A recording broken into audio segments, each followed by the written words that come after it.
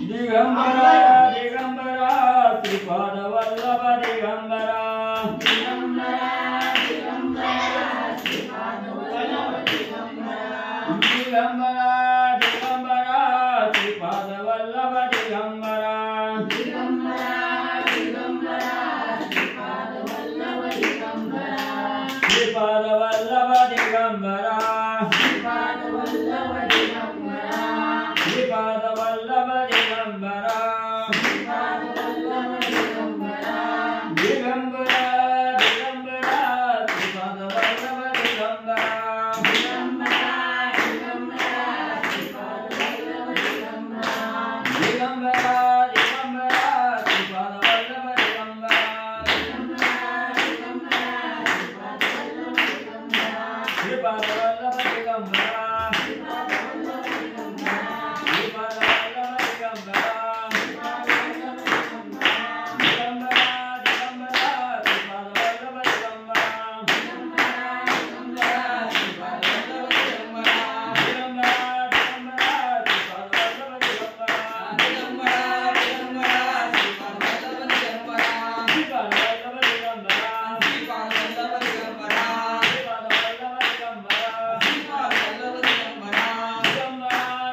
दिगंबरा श्रीपाद वल्लभ दिगंबरा श्रीपाद वल्लभ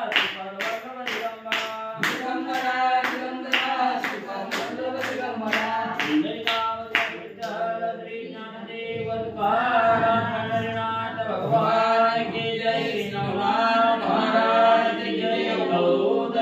श्री गुरुदेव वासुदेव हरी माझं वेगळं आहे मला काय असं जे असं ते मला कशाला बसवतो लोकाभिरामं रणरंगधीरं राजीवनेत्रं रघुवंशनाथं कारुण्यरूपं करुणाकरंतं श्रीरामचंद्रं शरणं प्रपद्ये आता जैसा ऐसी तैसिया नमो तुझ श्रीरामराया तुझे कृपे रघुवर्या स्तुतेव दवय सामर्थ्य नीलांबुज श्यामल कोमलांगं सीता समारोपित वामभागं पानो महासायक चारु चापं नमामि रामं रघुवंशनाथं पुंडलीकोधारी ज्ञानदेव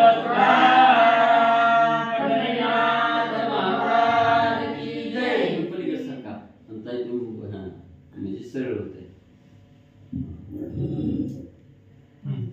श्री गणेशाय नमः श्री सरस्वते नमः श्री गुरुभ्यो नमः श्री नवनाथाय नमो नमः जय जयाजी त्रिभुवनेशा मच्चकच्चवरान सिंह वामनेशा वेशा भार्गव राघव द्वारकाधीशा पूर्ण ब्रह्मा सर्वज्ञा कथेचं अनुसंधान ग्रंथकर्ते या ठिकाणी सांगतायत की भगवान परमात्मा आहे जे असणाऱ्या त्रिभुवनाचा नायक आहे अखिल कोटी ब्रह्मांडाचा नायक आहे ज्या भगवंताने भक्ताच्या संरक्षणासाठी 10 अवतार धारण केले असा असणारा भगवान परमात्मा ते असणारा पूर्ण ब्रह्म सर्वज्ञ त्या देवाला वंदन हे गुणातीता सकल गुणज्ञ अव्यक्त व्यक्ता सर्वज्ञ पूर्ण ब्रह्मा अचल सर्वज्ञ बौद्ध कलंकी आदिमूर्ते आणि हे असणारे भगवान परमात्मा गुणातीत आहे गुणाच्या पलीकडचे तुम्ही असणारे भगवंत अव्यक्त आहे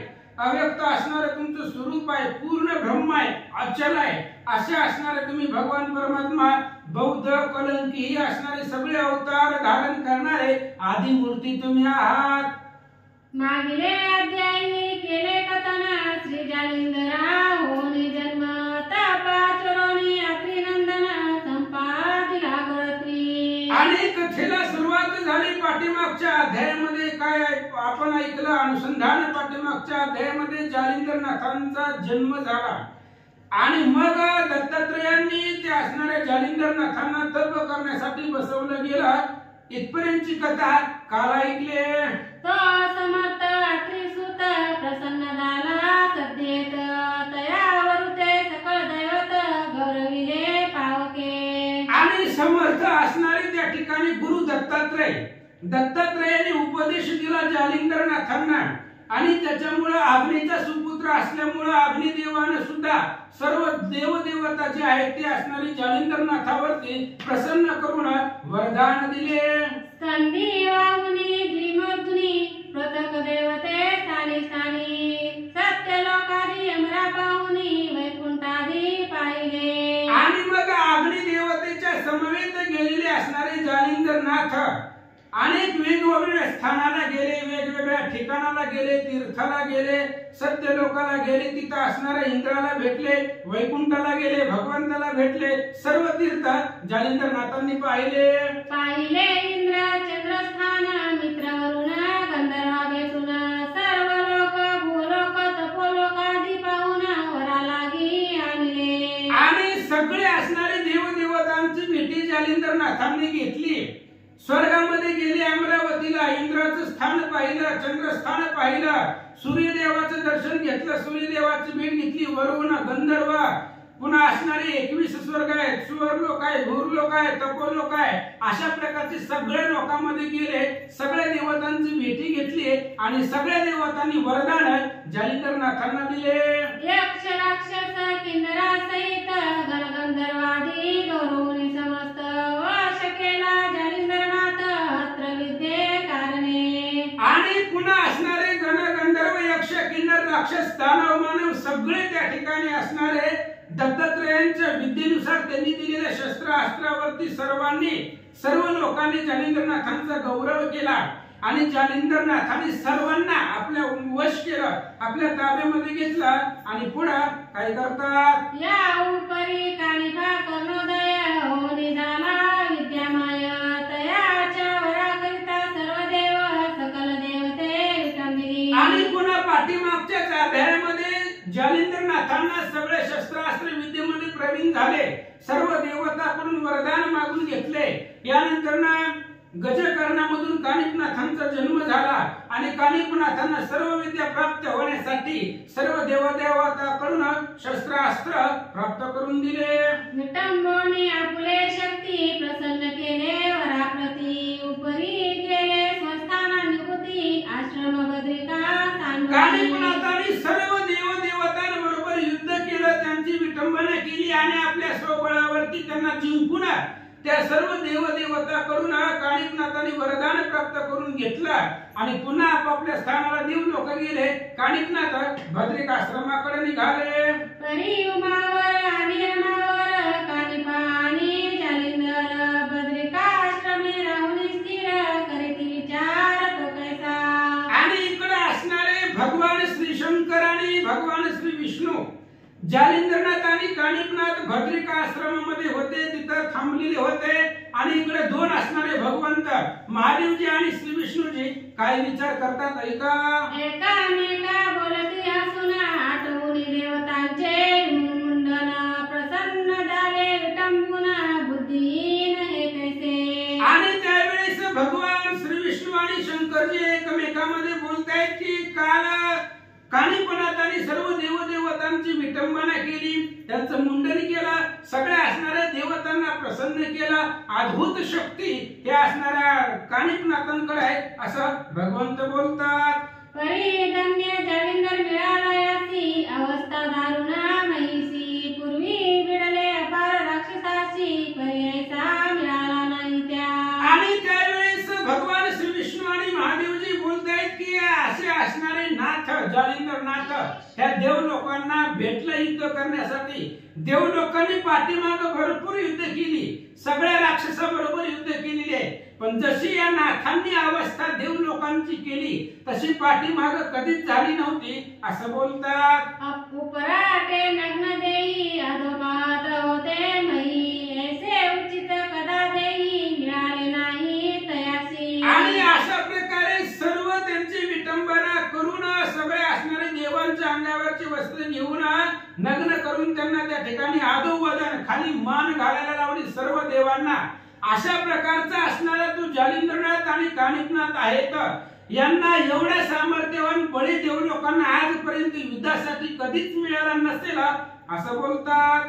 ऐसे बोलूनी उत्तरोत्तर हास्य करीती वारंवार मिळवून करास कर टाळी पिती विनोदे. अशा प्रकारे भगवान श्री विष्णू आणि महादेवजी एकमेकांना बोलतायत, चर्चा करतायत, हास्य करतायत, एकमेकांना टाळ्यावर टाळे देतायत आणि विनोदानं दोघ जण आपापसामध्ये संवाद करतात. असो ऐसी विनोद शक्ती यावरी बोले उमापती हे महाराजा जालिंदराजती चित्त दे वचनाते. अशा प्रकारे महादेवजी आणि भगवान श्री विष्णू आपापसामध्ये बोलत होते. तेवढ्या वेळामध्ये महादेवजी जालिंदरनाथांना जवळ बोलवलं आणि जालिंदरनाथांना पुढचं भविष्य जाणून महादेवजी काय सांगतात. नागपत्र अश्वत्थ स्थानी पूर्ण यज्ञाहुती करोनी प्रथम कवित्वा रचोनी वरा लागी साधावे. महादेवांनी सांगितलं जालिंदरनाथांना तुम्ही आता बद्रिका आश्रमामधून निघा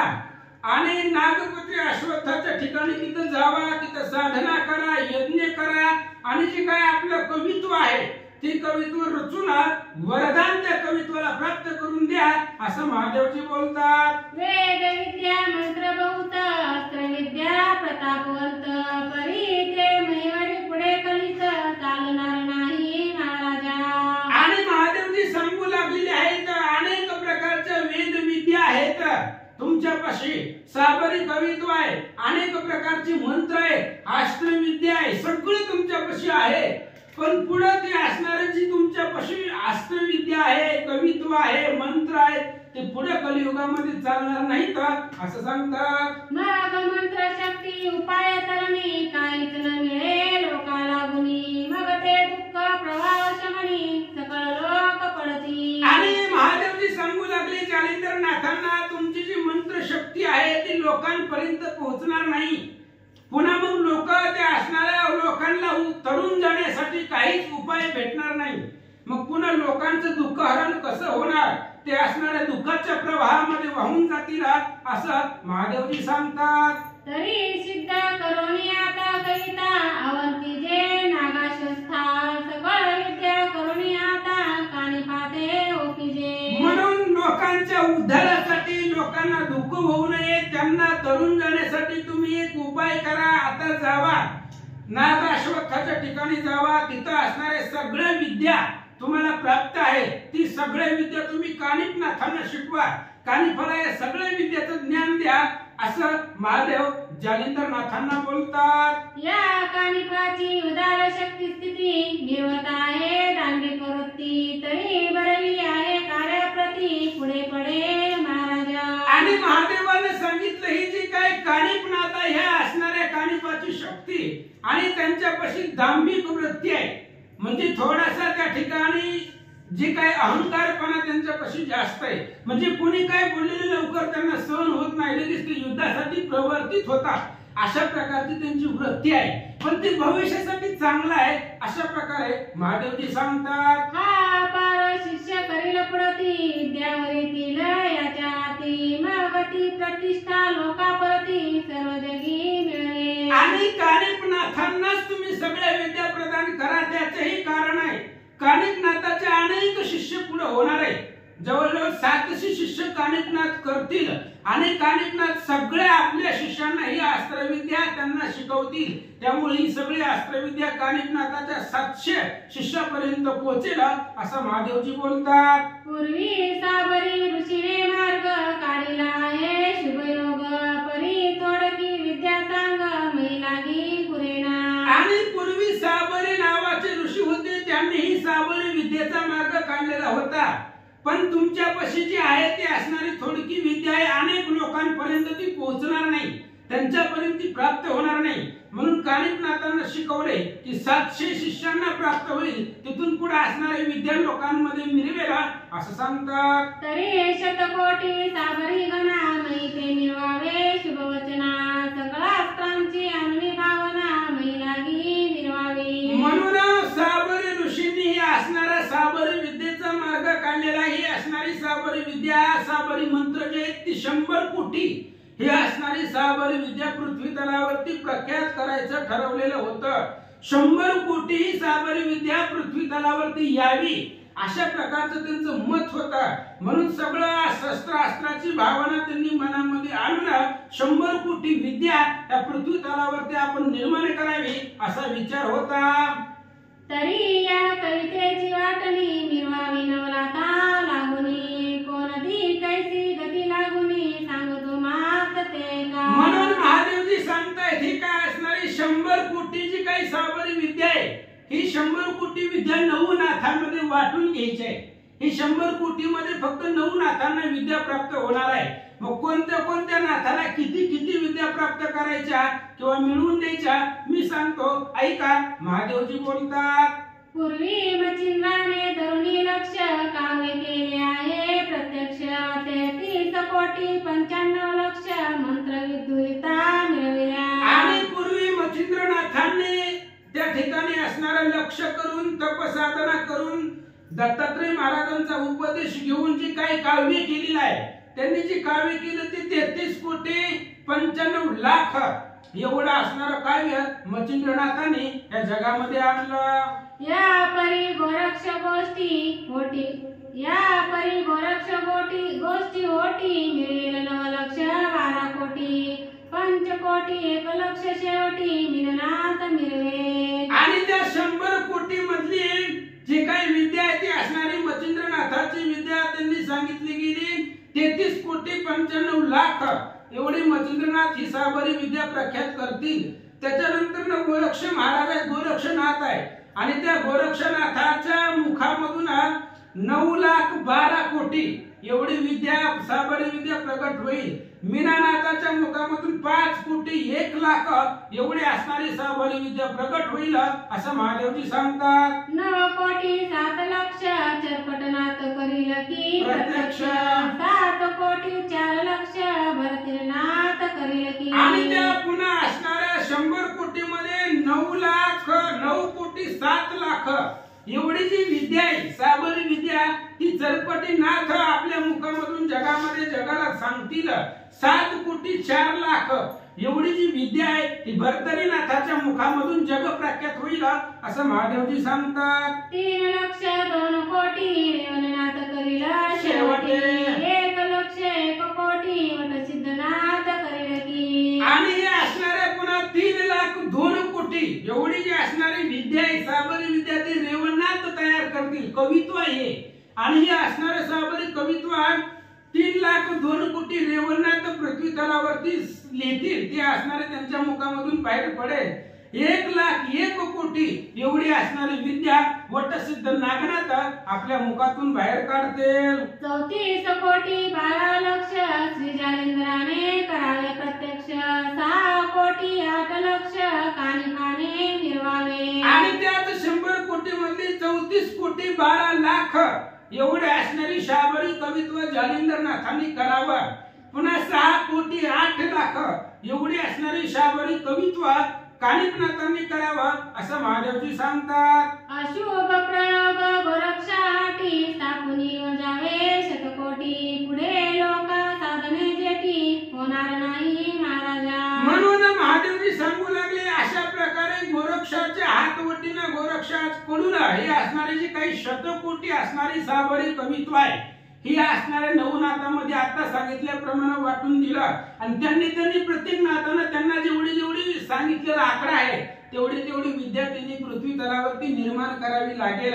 पुढे लोकांच्या उपकारासाठी ती होणार आहे. ही जर विद्या तुम्ही जेवढी सांगितली तेवढी जर पृथ्वी तलावरती प्रख्यात केली तर लोकांना अडचण येणार नाही, संकट येणार नाही असं महादेवजी सांगतात. म्हणून येथे योजनी साधना मंत्र प्रयोगी करावे प्रवीण ते न करिता सकळ जन सुख होईल रोगाते. म्हणून अशा प्रकारचं असणारं साध्य तुम्ही साधावं जसं आता सांगितलंय तसं. आणि कानिपनाथांना तुम्ही सर्व विद्या शिकवा. कानिपनाथ पुढे आपल्या शिष्याकरवी जगामध्ये असणारी साबरी कवित्व आणतील. त्याच्यामुळे लोकांना कुठल्याही प्रकारचं रोगराई होणार नाही, दुःख होणार नाही, सुख प्राप्त होईल असं महादेवजी बोलतात. तरी हे जन उपकारासाठी जीवा करावी आटाटी तुम्हा ते सांगावे अशी गोष्टी नोवे सर्वज्ञ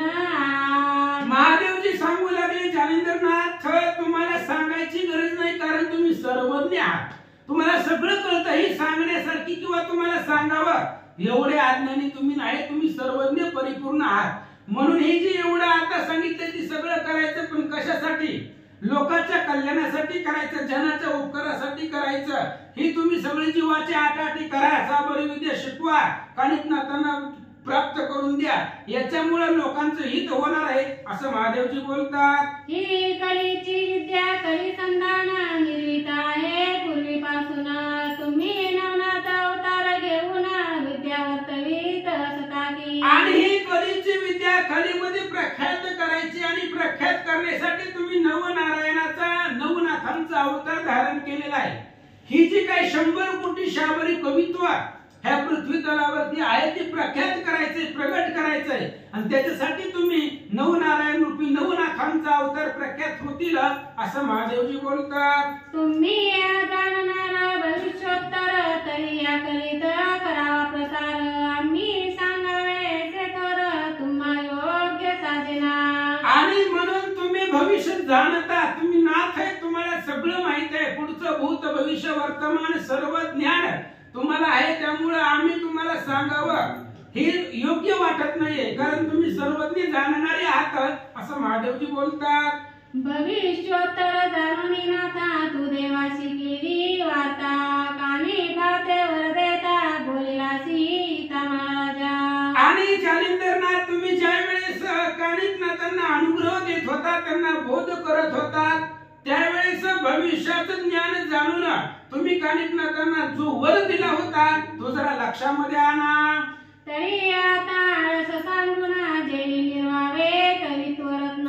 जारण मारण उच्चाटन कवित्व रत्नी निर्वावे. म्हणून महादेवजी सांगू लागले कुठल्याही प्रकारचा आळस आणू नका, आळस सगळं त्या ठिकाणी सोडून द्या, आणि ही काही कवित्व रूपी रत्न आहे, हे साबरी विद्या म्हणजे रत्न आहे, ही कवित्व रूपी रत्न असणारा जगतामध्ये प्रख्यात करा, जगामध्ये मांडा, त्याच्यामध्ये जारा नाही, मारा नाही, उच्चाटन नाही, अशा प्रकारची असणारी ही विद्या प्रख्यात करा असं महादेवजी बोलतात. ऐसे सांगुनी उमानाथ कानिपाविषयी अनेक सांगत. याची बैसवुनी पूर्ण तपास समर्थपणे निर्विका.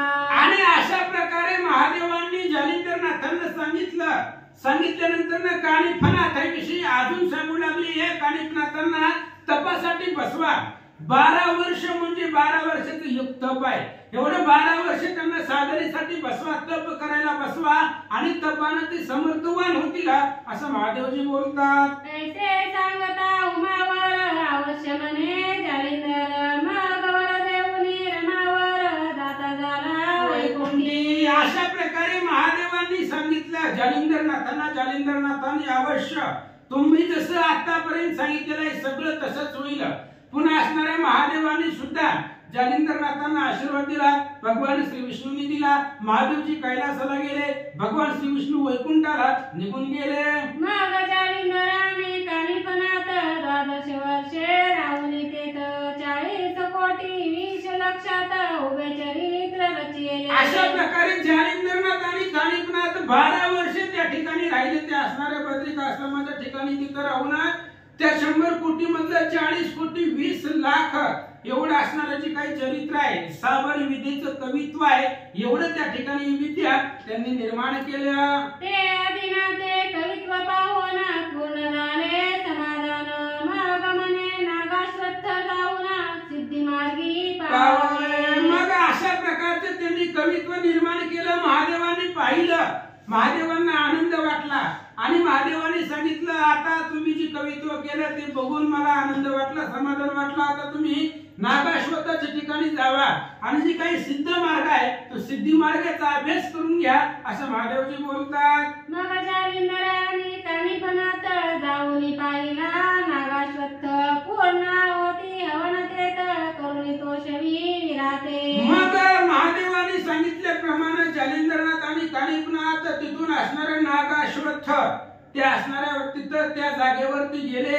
तिथं असणारं पूर्ण आहुती हवन करून ते असणारे सगळे तिथली जी काही देवता आहे त्यांना तोषवू लागले. सूर्यकुडाचे अरुणी जीवन 52 वीरा करी चिंतन प्रसन्न करोनी त्याचे मन वरा लागी घेतले. आणि तिथून पुन्हा महादेव आहेत, वीर आहेत, ते असणाऱ्या 52 कुठलं पाणी सूर्यकुंड, सूर्यकुंड आहे, कुंड नाव आहे ते. असं आहे. कुंड. आणि मग ती काय असणारी 52 वीर आहेत, त्या 52 वीरांना जिंकलं, त्यांच्याकडून वर प्राप्त करून घेतले. या परी पुणे परतून पाय झाले बद्रिकाश्रम मग काणिपाते तपा सवून लोकंटकी निर्वला. आणि अशा प्रकारे नागाश्वताच्या ठिकाणी जाऊन 12 असणारे वीर होते, ते असणाऱ्या 12 वीराकडून वरदान प्राप्त करून घेतले. पुन्हा तिथून बद्रिका आश्रमाच्या ठिकाणी आले. बद्रिका आश्रमाला आल्यानंतर ना महादेवाने सांगितल्याप्रमाणे कानिपनाथांना तिथं तपासाठी बसवलं गेलं. आणि जालिंदरनाथ काय करतात, श्री आदिनाथाच्या साक्षीची कानिपा बैसवूनी पूर्ण तपाशी श्री जालिंदर तीर्थ स्नानाची दाता झाला पुसू. आणि महादेवाच्या साक्षीनं महादेवाला पुढे साक्षी ठेवून त्या बद्रिका आश्रमामध्ये कानिपनाथांना तप करण्यासाठी बसवलं गेलं. आणि जालिंदरनाथ पृथ्वी तलावरची जी काही तीर्थ आहे ते तीर्थ स्नान करण्यासाठी महादेवाला आणि कानिपनाथांना विचारून निघाले. त्याची ठाई बद्रिकाश्रमात कानिपा आणि श्रीकृष्णनाथ तप करिता भागीरथी तीरात निरोधाननी बैसोनिया. अशा प्रकारे त्याच बद्रिका आश्रमामध्ये कानिपनाथ आणि भगवान श्रीकृष्ण हेही त्या ठिकाणी असणारे तप करीत होते.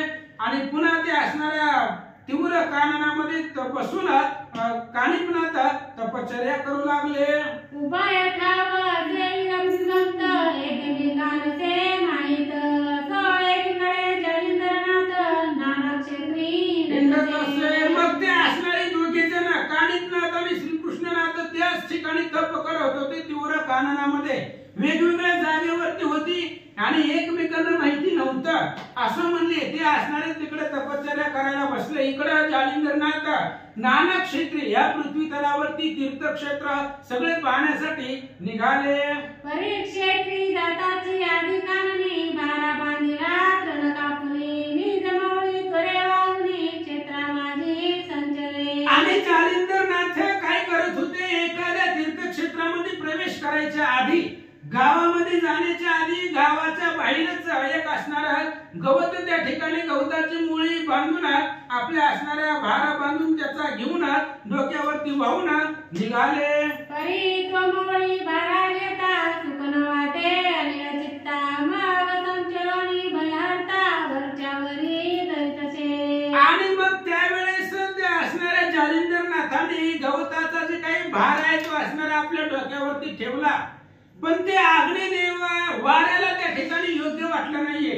म्हणून वाऱ्याने ते असणारी जी काही गवताची भारा बांधलेला होता पिंडी ते डोक्यावरती आधांतरीच वायुदेवतेनं धरली असं सांगतात. मनाल पवनाशी काय कारण वरचे वरी धरावया तृण तरी जालिंदर अग्निनंदन अग्निपिता त्वसे. मग श्रोत्यांना शंका येईल की बाबा वायुदेवतेनं असं का केलं. जालिंदरनाथाने त्यांच्या डोक्यावरती ते गवताचा बारा घेतलेला होता मोळी, पण वायुदेवतेने ती वरच्यावर आधांतरी धरली. त्याचे काय कारण आहे तर ही असणारी वायुदेवता जी आहे ती असणारी वायुदेवतेचा मुलगा अग्नी आहे आणि अग्नीचा मुलगा जालिंदरनाथ आहे. जालिंदरनाथांना कुठल्याही प्रकारचा त्रास होऊ नये, कष्ट होऊ नये म्हणून वायुदेवतेने ती असणारी मुळी आधांतरी धरलेली होती असं सांगतात. परी पौत्राची करुणी ममता म्हणून बारा दरीवरता असो जालिंदर क्षेत्री येता तृणगोदना सोडतसे. आणि वायुदेवतेचा नातू असणारे हे जालिंदरनाथ होते.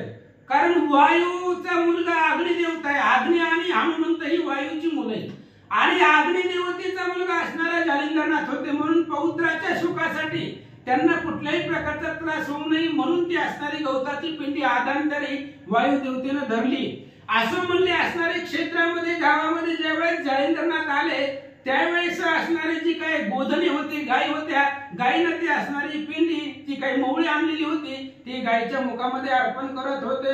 त्याचे भ्रमण करिता मी नाना तीर्थक्षेत्र यात्रा प्रवाही तो गोड बंगाल देशाताई गेला पत्नी प्रयाला. आणि अशा प्रकारे पृथ्वी तलावरती भ्रमण करत असताना, फिरत असताना, नाना तीर्थक्षेत्राच्या ठिकाणी जात असताना गौड बंगाल नावाचं त्या ठिकाणी गाव आहे आणि त्या असणाऱ्या हेलापट्टिनी नगरीमध्ये जालिंदरनाथ आले. तृणभार मिळवणी माती परितो मिरवे सर्व हाती अधार चाले मस्तकावरती लोक पाहती निज दृष्टी. आणि हेलापट्टिनी नगरीमध्ये आल्यानंतर सगळे लोक नाथांकडे पाहू लागले.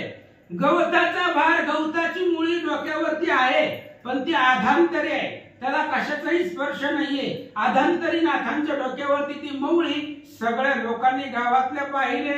हेलापट्टण अति विस्तीर्ण बुद्धी प्रयुक्त तेथील जन जालिंदराचे चिन्ह पाहून आश्चर्य करीती मानसी. आणि हेलापट्टण नावाचं नगर अतिशय विस्तीर्ण होतं, भव्य दिव्य ते असणारं गाव होतं. तिथे राहणारी लोक बुद्धी प्रवर्तक होते, सगळे असणारे त्या गावातली लोक बुद्धिवान होते. आणि जालिंदरनाथाचं चिन्ह पाहिलं आजपर्यंत कधी भविष्यामध्ये त्यांनी असं पाहिलं नव्हतं. डोक्यावरती गवताची मुळे पण ती आधांतरी आहे, तिला कशाचा आधार नाही. वायूच्या असणाऱ्या आधांतरामध्ये ती असणारी मुळी होती. लोकांनी पाहिलं मनती अधार बारा कैसा चालत आन कळे तमाशा तरी हा सिद्ध अवतारलेशा मैलागी मिळवतसे. गावातली लोक बुद्धिवान होती, त्यांनी विचार केला ज्या अर्थी यांच्या डोक्यावरती आधांतरी मौळे त्या अर्थी सर्वसामान्य माणूस नाही, आपल्यासारखा व्यक्ती नाही, कोणीतरी सिद्ध पुरुष असावा, महाज्ञानी असावा असा तर्क लोकांनी केला. नगते त्याचे जन करू दावती ते दर्शन परी ते नाता समाधान चित्ती प्रशस्त लागेना. आणि म्हणून कोणीतरी सिद्ध पुरुष आहे, योगी आहे, तपस्वी आहे, म्हणून ते असणाऱ्या सिद्धाचं दर्शन घेण्यासाठी गावातली लोक रस्त्यामध्ये येत होते, दर्शनासाठी धावत होते. काय झालं? जे पूर्णपणे झाले निवाले ते प्रतिष्ठेपासून दुरावले कदा न जाता जगी मानवले चित्ती निस्पृहता धरुनिया. आणि लोक दर्शनाला येत होते पण त्याचा असणारा कुठल्याही प्रकारचा मान सन्मान नाथांना नव्हता, कारण ते असणारे त्यांच्या मनामध्ये चित्तामध्ये कुठल्याही प्रकार मानवता नाहीये किंवा लोकांनी मानावं, दर्शन घ्यावं. जे परिपूर्णता झालेली आहेत त्यांना कुठल्याही प्रकारची प्रतिष्ठापासून दुरावलेली असतात. लोकांनी मान सन्मान करावा, दर्शन घ्यावं, माझं प्रतिष्ठा वाढावी असं कुठल्याही प्रकारचं जालिंदरनाथांना वाटत नव्हतं. प्रतिष्ठेपासून ते दूर होते असं सांगतात. बृहस्पतीचे परिपाडी तया होतसे सर्वार्थ जोडी परी तो वेड्यात मारी दडी लोक महिमा भयास्तव. आणि ज्यांना बृहस्पती सारखी गुरुत्व भेटणार आहे, बृहस्पती सारख्या व्यक्ती बरोबर जाता येतं पण ते असणाऱ्या वेड्या लोकांमध्ये जाऊन बसतात. बृहस्पती सारख्या विद्यमान लोकांमध्ये जाऊन बसता येतं पण लोकांच्या मान्यतेसाठी, लोकांच्या भीतीसाठी वेड्या लोकांमध्ये जाऊन बसतात. अशी अवस्था झाली. जैसे कृपणा आपले धन लक्ष्मीचे पाठी लागून तन्याय झालिया मन कदा काळी अवरेना. आणि जशा प्रकारे एखादा कृपण असतो आणि तो असणारा आपली धन, आपली असणारी संपत्ती पृथ्वी तलावरती कुठेही त्या ठिकाणी ठेवून पृथ्वीवरती सोपवून पृथ्वी रक्षण करून ठेवून जातो, तशा प्रकारचं जर मन झालं की कसल्याही प्रकारची भीती राहत नाही असं सांगतात. असो मग जालिंदरनाथ अतितोषे तळवार जमून आणीत पाहुनी बोधनाची जमात तृण सोडी तयार. आणि असो म्हणली जालिंदरनाथांचा नियम होता, ज्या ज्या तीर्थाला जाईल, ज्या ज्या गावामध्ये जाईल त्या त्या गावामध्ये जाण्याच्या आधी त्या असणाऱ्या गावाच्या बाहेर गवताची त्या ठिकाणी पिंडी आणायची, गवताची मुळे आणायची, ते असणारी जिथं जास्त गायी असतील त्या गायीपाशी नेऊन ठेवायची असा त्यांचा नियम होता. माग गळी कुची गंध मारी जेथे जाऊनी वस्ती करी भिक्षा मागुनी क्षेत्राभितरी उदरनिर्वाह करीत असे. मग जालिंदरनाथांनी अशा ठिकाणी वास केला, वस्ती केली की बाबा तिथं असणारा अतिशय त्या ठिकाणी दुर्गंधी असेल, म्हणजे तिथं व्यवस्था नसेल, कचरा असेल, दुर्गंधी असेल, अशा प्रकारच्या ठिकाणामध्ये जाऊन त्यांनी वस्ती केली. गावामध्ये जायचं, ते हेलापट्टण नगरीमध्ये भिक्षा मागायची, पोटापर्यंत भेटलं की पुन्हा त्याच ठिकाणी येऊन मुक्काम करायचा असं जालिंदरनाथ करत होते. या परिवर्तता त्या गावी तंद्रप त्रिलोचन सूत तैसा कंदर्प तयाचे वर्णिता स्वरूप सरस्वती सनसुचे हो. आणि अशा प्रकारे त्या आणि त्याचा असणारा वर्णन जर करायचं म्हणलं तर कंदर्प असावा, मदन असावा असं त्याचं स्वरूप होतं. आणि त्याच्या स्वरूपाचं वर्णन करायचं म्हटलं तर सरस्वतीच्या बुद्धीला सुद्धा सुचत नाही, आठवत नाही, अशा प्रकारचं ते असणाऱ्या राजाचं स्वरूप होतं. नाम जयाचे गोपीचंद परी मिळवला सर्व संपत्ती रंग दिव्य मुख अमरभद्र पाहून राजे कुबेर तो. आणि अशा प्रकारचं असणारा त्या राजाचं स्वरूप होतं. अतिशय दैदिप्यमान तेजस्वी तो राजा होता आणि त्या राजाचं नाव गोपीचंद होता. सर्व संपत्ती त्या असणाऱ्या गोपीचंदापाशी होत्या. दिव्य अशा प्रकारचे रथ होते आणि त्याची संपत्ती, त्याची इस्टेट बघितल्यानंतर ना सगळ्या संपत्तीचा मालक कुबेर आहे. हे असणाऱ्या कुबेराला सुद्धा लाज वाटेल एवढं ऐश्वर्य गोपीचंद राजाकडे होता. द्वादश लक्ष अपूर्व शक्ती ऐश्वर्य वाताकृती तेज पुंज पाहुणे राजती चपळपणी चपळात्या. आणि 12 लाख अशा प्रकारचे अश्व घोडे ते असणारे जालिंदरनाथाकडे होते. अपूर्व शक्तीचे ते घोडे होते आणि त्या असणाऱ्या घोड्याची चपळ गती, त्यांचं तेज पाहून आकाशामध्ये असणाऱ्या विजा सुद्धा लाजतील एवढं स्वरूप त्यांचं होतं. चिरत गटी रत्न कोंदणी पाकरा शोभल्या बाळात किरणी जगमगती झालरी किरणी मगुनी मिरवल्या. आणि त्या घोड्यावरती त्या ठिकाणी रत्नाच्या असणाऱ्या झालरी लावलेल्या होत्या. बालार्का सारखा, बालार्क सूर्याचं जसं तेज असावा तसं असणारं तेज त्या घोड्यांचं होतं. त्याच्यावरती असणारी जगमगती झालरी टाकलेली होती असं सांगतात. रश्मी अति शोभायमान झालरी अग्नी हेम गुण मुक्त कुंभिले समती समान नक्षत्र मालिका जेवित्या.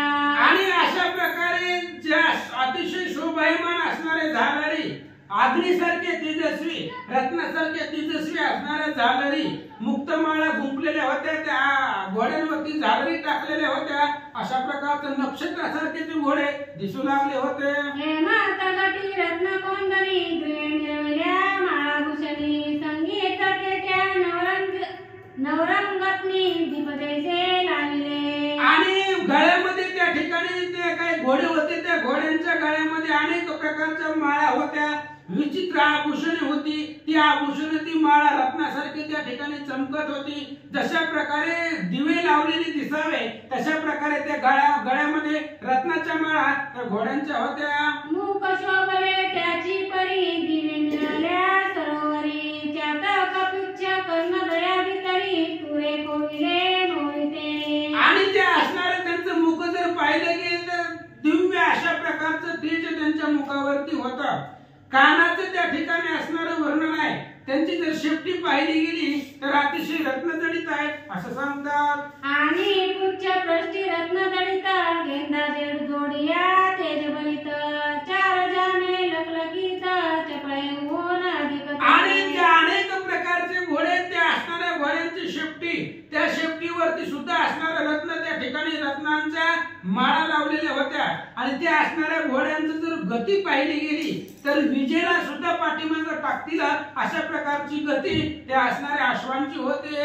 द्वादश लक्ष ऐसिये परी बाजी मिरवती चमुगी तरी प्रत्येक पाहता संवत्सरी बुद्धीत सुहोत मिरवे. आणि अशा प्रकारचे 12 लाख असणारे त्या ठिकाणी जी काही घोडे होते ते असणाऱ्या सैन्यामध्ये अतिशय प्रसिद्ध होते. सगळ्या सैन्यामध्ये तेजस्वी होते. आणि त्याची समता जर पाहिली गेली तर समता पाहण्यासाठी जशा प्रकारे दिव्य तेजस्वी सूर्य असावा तो सुद्धा फेका पडेल असं तेज त्या अश्वांचं होतं. की करदई स्पृहा होती मातेला भली श्याम कर्ण मूर्ती त्या स्पृहेची करावया शांती द्वादश लक्ष प्रकटले. किंवा श्यामकर्ण नावाचा घोडा जगामध्ये प्रसिद्ध आहे. आणि त्या श्यामकर्णाच्या मनाची शांती करण्यासाठी किंवा त्याच्या बरोबरीचे असणारे हे 12 लाख घोडे ह्या असणाऱ्या गोपीचंद राजाच्या सैन्यामध्ये होते.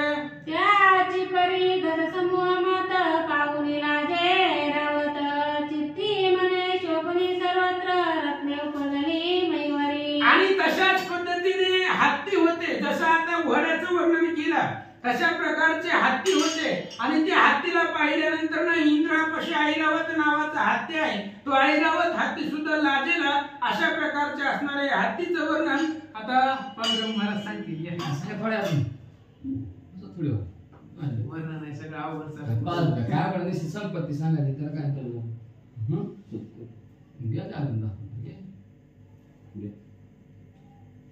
विशाळ शुंड हिरे जाती आदरे द्वैत दंत नवरंगी विशाळ शुंड हिरे जाती आदरे द्वैत दंत शोभती तया वेष्टुनी तुझे पाहती रत्नकोंदणी मिरवी. आणि आतापर्यंत 12 लाख अशा प्रकारचे घोडे ते असणाऱ्या गोपीचंद राजाच्या सैन्यामध्ये होते. तशाच प्रकारचे हत्ती होते आणि त्या हत्तीचे असणारे त्या ठिकाणी सोंड जर पाहिली गेली तर विशाळ होती, भयंकर भव्य दिव्य असणारी सोंड होती. त्या सोंडेवरती सुद्धा हिरे त्या ठिकाणी लावलेले होते आणि त्या हत्तीचे दात अतिशय त्या ठिकाणी शोभिवंत होते, सुंदर होते.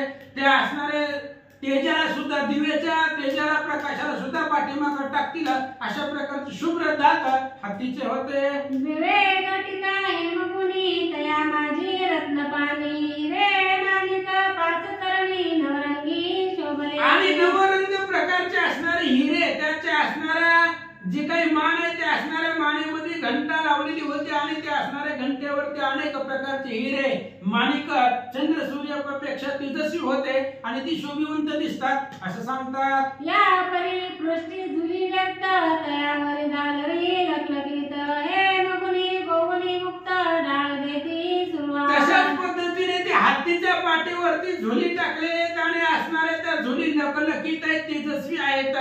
हेममय असणाऱ्या झुली त्या हत्तीच्या पाठीवरती येतात, तेही शोभिवंत दिसतात असं वर्णन सांगू लागले. या परी हवते मेघडंबरी सुवर्णांबऱ्या शोभल्यावरी त्याही कोंदणी नक्षत्रापरी रत्न मिरवू लागला. तशाच पद्धतीने त्या ठिकाणी असणारा जसं अंबाऱ्या त्या ठिकाणी टाकलेली आहेत ते सुद्धा शोभिवंत दिसत आहेत. जसं आकाशामध्ये नक्षत्र दिसावेत अशा पद्धतीने त्याच्यामध्ये रत्न सुंदरपणे दिसत होता.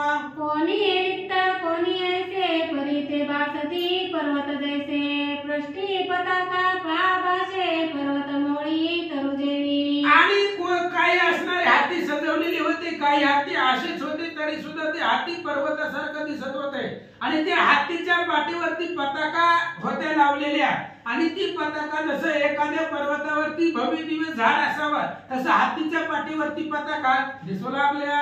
जैसे गज पृथ्वी मिश्र विराजले ती दस सहस्त्र पायी कसवार दास चक्र राया पुढे धावती. अशा प्रकारे अनेक असणारे हत्ती होते, 10,000 हत्ती त्या ठिकाणी त्या गोपीचंद राजाकडे होते. तशाच प्रकारचे घोडेस्वार होते, त्या असणाऱ्या रथापुढे चालणारे दासी होते आणि त्या गोपीचंद राजाच्या पुढे धावत होते. शरीरार चोपदार पूर्ण बोताटे पुकारदार यंत्रधारी अश्वस्वार राया समोर धावती. राजाच्या पुढे पुढे करणारे धावत होते. राजाच्या पुढे छडीदार होते, चोपदार होते, पुकारदार होते, यंत्रधार होते, घोड्यावरती बसणारे अश्वस्वार होते. गोपीचंद राजाच्या पुढे सगळे धावत होते. अति उग्र खरतरपणी मिरवल्या देशा कृतांत मूर्ती की युद्ध कुंडीचे पावकोवती घेती आरती परचक्र. आणि अशा प्रकारचं सैन्य गोपीचंद राजाच्या पुढे होतं, अतिशय उग्र होतं. जशा प्रकारे कृतांताच्या मूर्ती यमाच्या मूर्ती असाव्या तशा शत्रूला भासणारे ही दासदासी सेवक होते किंवा युद्धरूपी अग्निमधला युद्धरूपी कुंडामधला अग्नी काढावा तशा प्रकारचे दैदिप्यमान हे असणारे सेवक होते. या परिरावत कृपाळ शोभे जैसा तमाल बरवेपणे अति जाळ कंदर्पपंथी विरोध. आणि अशा प्रकारे या सर्व सैन्यामध्ये तो असणारा गोपीचंद राजा होता आणि तो राजा जशा प्रकारे कमालनीय सुंदर राजस पुतळा असणारा तो होता. अतिशय सुंदर त्याचं स्वरूप कंदर्पाचं सुद्धा मन जिंकेला असं स्वरूप गोपीचंद राजाचं होता. स्वरूप लक्षणी गोपीचंद समताना पावे आणि गदगोड वृंद चंद्रचूड म्हणण्या लागी अबाध कलंक देई म्हणून. आणि अशा प्रकारे सर्व स्वरूप लक्षणयुक्त गोपीचंद होते. सगळ्या असणाऱ्या स्वरूपामध्ये त्या ठिकाणी त्यांचं स्वरूप अतिशय शोभिवंत दिसत होतं. त्या गोपीचंद राजाची समता कोणाला द्यावी असं दुसरं कोणी नव्हतंच. एवढं असणारं सुंदर असणारं स्वरूप त्या राजाचं होतं.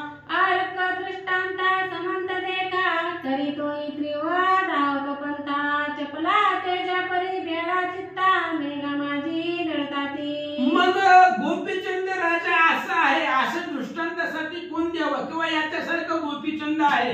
आता जगतामध्ये सगळ्यात जास्त तेजस्वी पाहिले तर सूर्य आहे. मग सूर्याची समजा जर दिली तर सूर्यापाशी 10 तत्व आहे.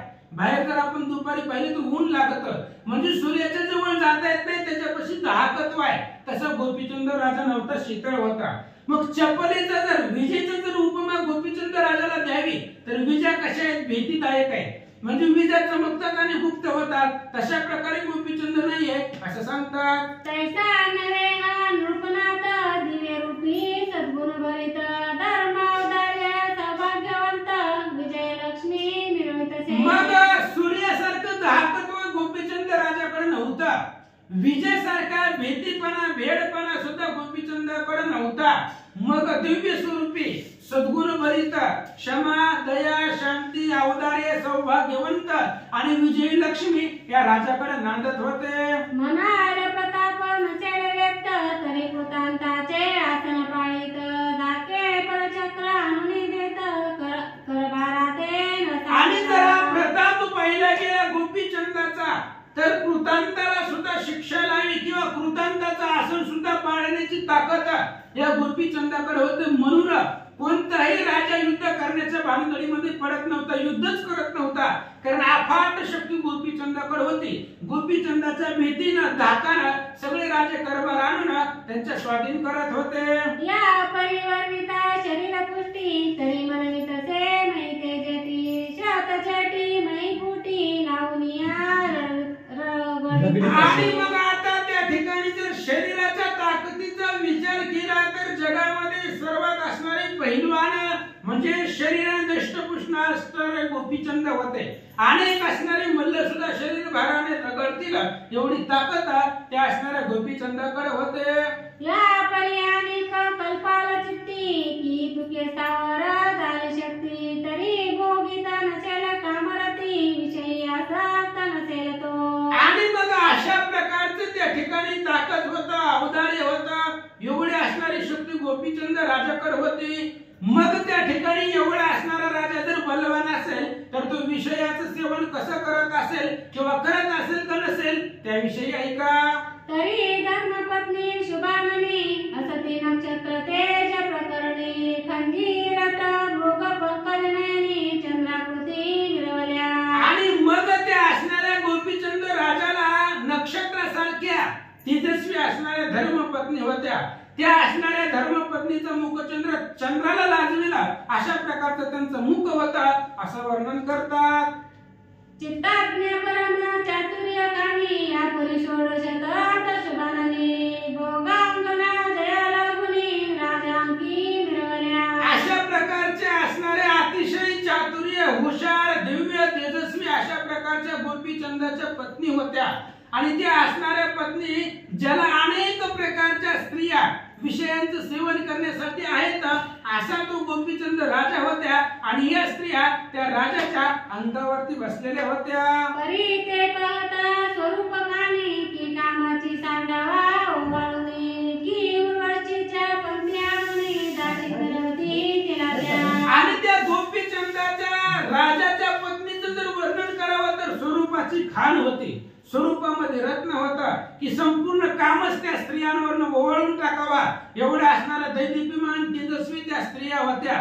किंवा त्या स्त्रियांना उर्वशीची रंभा उर्वशी अप्सरा यांची उपमा द्यावी तर त्या असणाऱ्या स्वर्गातल्या जी काही रंभा उर्वशी अप्सरा आहे त्या सुद्धा या असणाऱ्या स्त्रियांच्या दासी होतील एवढं स्वरूप त्या स्त्रियांचं होतं. गजगामिनी चपला बळा तेजे लाजविती पाहुणी चपळा शृंगार बलिता सती सकळा चंद्र रात्री नक्षत्री. अशा प्रकारच्या असणाऱ्या त्या ठिकाणी स्त्रिया होत्या. विजेला सुद्धा लाजवतील एवढ्या असणाऱ्या चपळ होत्या, सुंदर होत्या, तेजस्वी होत्या.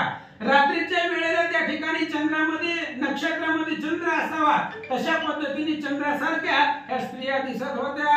असोय संगपनात हेलापटणी राजित जयाची माता सद्गुण बनित मैनावती विराजित. अशा प्रकारचा राजा होता तो असणारा गोपीचंद आणि तो राजा हेलापट्टणी नगरीचा विराजमान होता आणि त्या राजाची आई त्या ठिकाणी असणारी मैनावती होती असं सांगतात. कुंडली कवरधारी विठ्ठल श्री ज्ञानदेव तुकाराम पंढरीनाथ भगवान की जय. श्री गणेशाय नमः. श्री सीतारामचंद्राय नमः. श्री गुराधाय नमः. सवती सती मैनावती कोणे के दिवसी उपरी वरती दिशाने आळीचा धत्ते ते झालेंदरा ते देखिले असो पांडुरंगा करो प्रथम नवन दुसरे चरण संतांच्या त्यांच्या कृपाशीर्वादाने कथेचा विस्तार बाबाजी सद्गुरुदास तुका बसलेले सर्व श्रोते मंडळी साधू संत त्यांना साष्टांगपणे पाठ करून कथेला सुरुवात आहे. कथेचं अनुसंधान जालिंदरनाथ तीर्थ यात्रा करता करता ह्याला पट्टण गावामध्ये आलेले आहेत आणि ते ह्याला पट्टण गावचा राजा राज्य करत आहेत. त्याचं नाव आहे गोपीचंद राजा. आणि ते गोपीचंद राजाची संपत्ती आपण ऐकली की सरस्वती सुद्धा बसत गणपतीला सुद्धा मोजता येत नाही एवढी संपत्ती आहे. संतती तशीच आहे, संपत्ती तशीच आहे, सत्ता बी तशीच आहे. सगळ्या गावचे राजे कारभार तिथे भरतात. पाहिलं गेलं तर 1600 बायका काय कमी असेल. दारात 1200 घोडे बांधलेले आहेत. हिरे माणिक मात्याने सजवलेले सोन्याने झुले टाकलेले आहे. एवढं संपत्ती ज्याच्या घरी आहे आणि त्याची आई तिचं नाव आहे मैनावती आणि ती मैनावती एक दिवशी आपल्या माडीवर चालली होती आणि चालल्यानंतर असं सहज गावाकडे असणार बघत होती. कुठं कुणाचं काय, कुणाचं घर कसं चालतंय, कुणाचं काय चाललंय, कसं काय चाललंय म्हणून असणार बघत होती. बघता बघता तिला जालिंदरनाथ दिसले.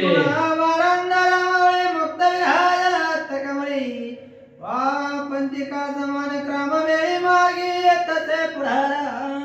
आणि जालिंदरनाथाकडे पाहिला तर जालिंदरनाथ जसं एखादा वाटसरू चलावा तशा प्रकारचं चलत आहे. आपल्या गावाकडे येत आहेत आणि गावाकडे येत असताना गवताचा भारा डोक्यावर आहे. पण तो डोक्यावर जरी भारा असला तर वरच्यावर आहे, अदंतरी आहे. त्याला आधार नाही, धड डोक्याचा आधार नाही, हाताचा आधार नाही. जसं जालिंदरनाथ पुढे चलतील तसं असा गवताचा भारा पुढे पुढे चालायचा पण त्याला स्पर्श नव्हता म्हणले. परी तेज पुन्हा जैसा तने मदना कृते तरुपाखाने स्मर्श अनुरती योगेंद्र मुनी देखे याते. अतिशय विजेसारखा तेजस्वी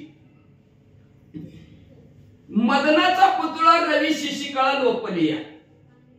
चंद्राचं तेज, सूर्याचं तेज, मदन सुका त्याच्या सौंदर्यापुढे फिका. श्री कृष्णाच्या सौंदर्यापुढे लक्ष्मी भुलवणी झाली वेडे तिथं मदन काय बापुडे. मदनाचं काय शिल्लक आहे म्हणजे असणार. अतिशय सुंदर देखणं मदनाला सुद्धा फिकं पडतील अशा प्रकारचं. पण वृत्ती कशी होती, निस्पृह, कुठलीही आशा नाही असं निस्पृह अवस्थेमध्ये योगींद्र आलेल्या मुलीला मैनावतीनं पाहिलं गेलं. मैनावती आदर बारा मोडीवरती कैसा चले रे शक्ती काय असते. मग मनात मैनावती म्हणू लागली काय ताकद असेल ते योगीची, काय कारण असेल बाबा, कुठली ताकद असेल त्याच्याकडे, काय धैर्य शक्ती आहे की गवताचा भारा डोक्यावर वरच्या वर चलतय. काय भानगड आहे, टक लावून बघू लागल्या. कोणी प्रतापवान महिलागी उतरला म्हणू लागलेले आहेत. आधार असणारा गवताचा भार आहे डोक्यावर, त्याला आधार नाही कशाचा. गलास ठेवला तरी आधार आहे आपल्याला. नसला गलास बसला तर आपण म्हणतो हाताला धरलं नाही पण चुंबळ आहे. त्याच्यावर असणारा घागर ठेवलेले असते, हात चालून चालतात पण आधार चुंबळीचा आहे, डोक्याचा आहे. पण हिथं आधार कशाचाच नाही, आधांतरी गवताचा असणारा भार आहे. आणि कसं चालतो बाबा, कसं चालतो ह्याचा विचार करत असताना आणि त्याच्यात हात लावलेला नाही. आणि पण सगळ्यात महत्वाचं सांगितलं मुक्त मन आहे. आपण जरी असणार आता घागर चुंबळीवर ठेवलेले असलं मन कुठं असतं, घागरीकडे असते. जरा जर मन हल्ली तर पडली. म्हणून मन सारखं घागरीकडे असतं, डोक्यावर काय ठेवलेलं असतं त्याच्याकडे असतं. पण हिथं मनाने मोकळे आहे. हात सुद्धा असणार गवताच्या भाड्याला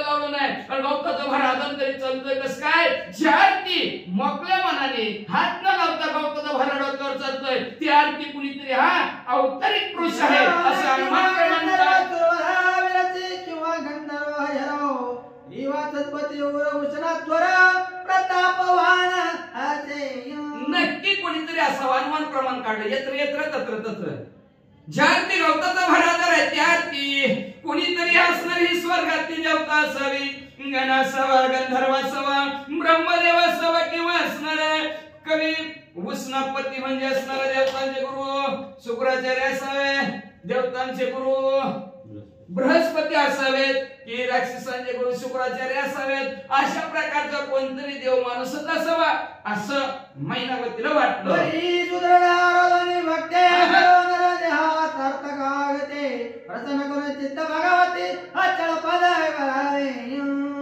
कुणीतरी प्रतापवान आहे, ताकदवान आहे आणि देव माणूस आहे.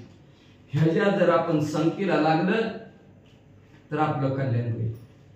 आपण त्यांची भक्ती करू, ज्ञानी हो, बुद्धिवंत तो असणार आणि नरदेहाचं सार्थक करून घेऊ आपले. नंतर आला आपण काला इकडे आला तसा गेला, आला तसं गेलं जायचं नाही. तिने ठरवलं, मैनावतीने ठरवले. काल जालिंदरनाथाने ठरवलं होतं, आज मैनावतीने ठरवले. म्हणजे स्त्री ही देव माणूस होऊ शकते आणि पुरुष ही देव माणूस होऊ शकतो. देवापाशी फरक नाही स्त्री आणि पुरुष, आपल्यात फरक आहे स्त्री आणि पुरुष. आत्मा सगळ्यांचा सारखाच आहे. का पुरुषात आत्मा असला की आत्मा म्हणते, स्त्रीमध्ये आत्मा असला की आत्मी म्हणते ते का नाही, दोघांचं एक सारखंच आहे. मग देवाची भक्ती करत असताना स्त्रीनच करावी आणि पुरुषांनीच करू नये असं काय नाही. स्वयंभूमूर्तीन पूर्वव्यास देवाच्या भक्तीला कशाची लाज? देवाची भक्ती करताना लाजायचं नाही. विचार केलाय का स्त्रीनं आणि ती गरीबाच्या नाही, ज्याच्या घरी खायला मिळत नाही त्याच्याने त्यांनी नाही केला.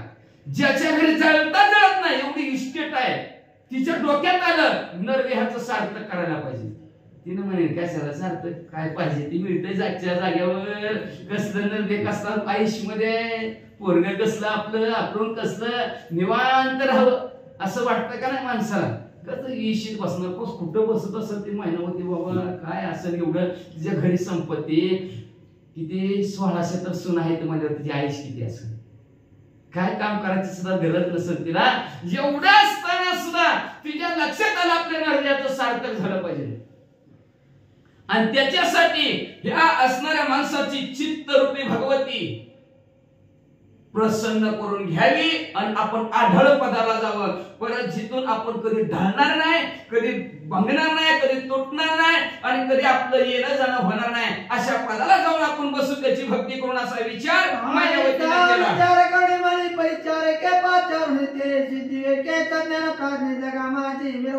असा मनात विचार केला.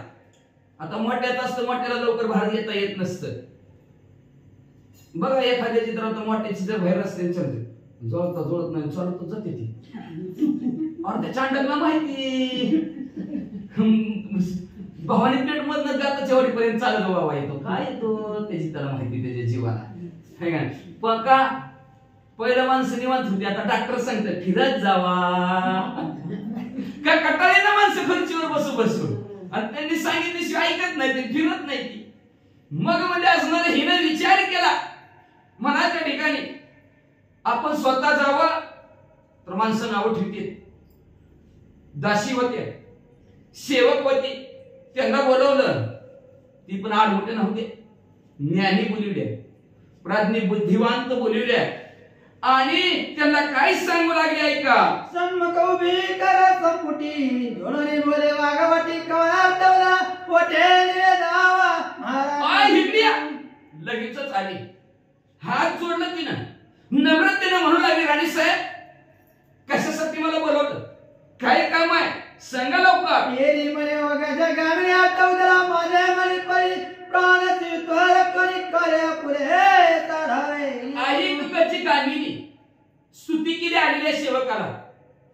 बघा कसं बोलावं लागतं सेवकाला सुद्धा, व्यवस्थित बोलावं. गजी कामिनी हाती सारखी चालणार, गजी कामिनी असतो. पण माझ्या मनामध्ये एक असणारी इच्छा निर्माण झालेली आहे, माझ्या मनामध्ये एक आलेलं आहे वाक्य, बोलणं माझ्या मनामधलं आणि ते जर असणार कार्य करायचंय माझ्या मनातलं, ते कार्य करत असताना तुझा स्वतःचा बी जीवाचं रक्षण तुला करायचं. बघ मग बटन दाबायचंय, लाईटीचं दाबायचंय, वायरी हातात ठेवू नको आहे का नाही, वायरी बाजूला सोडून बटन दाब. अशा प्रकारचं काम सेविकेला सांगू लागले. आता काय काम आहे ऐका.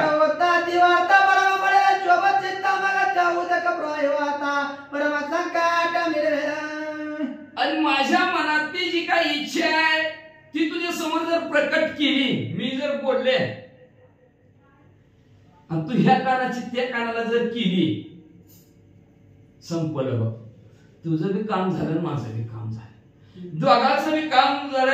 एवढा राग येईल, एवढा राग येईल, त्या राग रूपी असणाऱ्या पाण्यामध्ये आपण कधी वाहून जाचाल कळायचं सुद्धा नाही. म्हणून मी सांगते की ह्या कानाचं त्या कानाला होऊ देऊ नको बघ. काम गपचिप करायचं आणि जीवाचं रक्षण करून करायचे. जीव बी राहिला पाहिजे आणि काम बी झालं पाहिजे. दोन्ही एका दगडात दोन्ही पक्षी मारायचे असं मैनावती सांगू लागली. मनहोनी गोप्य दगडी वचन कार्य मांडुता सांडिले संधानो नगदेवनिताच भाग्य पळ अंबर ढेंगणे वाटत जे. मनोजी मी आता बोलणार आहे ती बोलणं गौप्य ठेवायचं, अजिबात कोणाला सांगायचं नाही बरं का. बघ बघ पुन्हा पुन्हा सांगायला लागले तुला, कुणाला सुद्धा सांगू नको म्हणजे असणार. आणि आपलं जर कार्य झालं न सांगता कुणाला आपलं जर काम झालं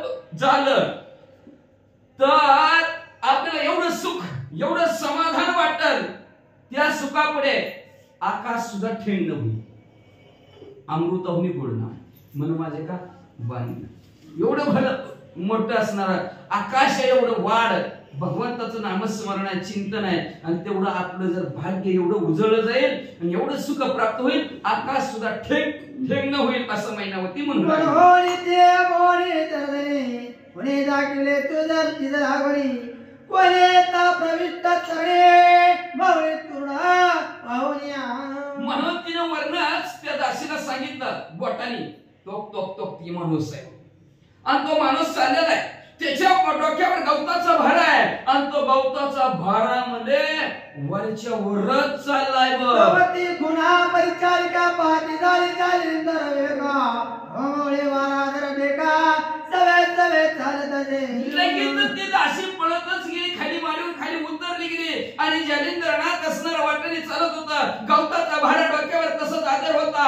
ही बी बघत होती, टक टक लावून बघता बघता जालिंदरनाथाच्या माग माग माग हळूहळू चालू लागली. पावणे आणि दरोटे विस्मय करी आपले मने मायो परवतुरसाठी योग्य सिद्धाचे. मग म्हणले असणार ती बी हळूहळू चालू लागली. म्हणजे थोड्या वेळानं तरी हात लागेल, हा आता तरी हात लागेल, काहीतरी करेन म्हणून माग माग बघत चालली, पण काहीच नाही. भरपूर अंतर काढलं, गवताच्या भाऱ्याला हात अजिबात लागलेला नाही. तिला बी आश्चर्य वाटलं, काय बाबा म्हणजे गवताचा भार तसाच चालवला म्हणजे असणारे. म्हणजे हा कोणीतरी धुरजटी महादेवच आहे का काय म्हणजे मागच्या जन्मीचा कोण आहे म्हणजे हे देवच आहे म्हणजे योगी सिद्ध असावा असं त्या दासीला वाटलं. काय करणे महिविरताचे योग प्राणी प्राणी सहता येते. कनकवर्ण सोन्यासारखा पिवळं धमक आहे, बालक सूर्यासारखा असणारा लाल भडक तेज आहे. कुणीतरी असणारा योग्यांमधला श्रेष्ठ योगी आहे नव. स्वर्गाचं भूषण आज पृथ्वी तलावर अवतरित झालं की काय नक्की स्वर्गातली कोणतरी देवता असेल.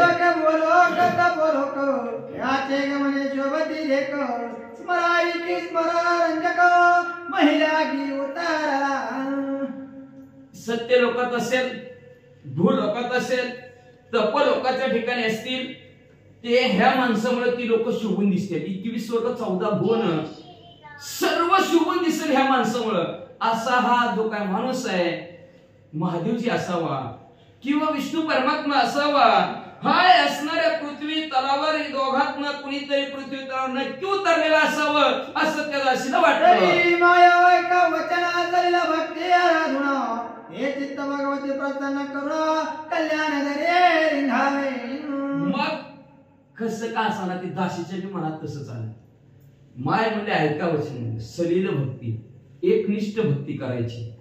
आपल्यासारखं नाही, आपली लय भक्ती भारी असते महाराज ऐका नाही. कशी असते सांगायची नाही. रविवार आला की नग मल्हारीची वारी माझ्या मल्हारीची वारी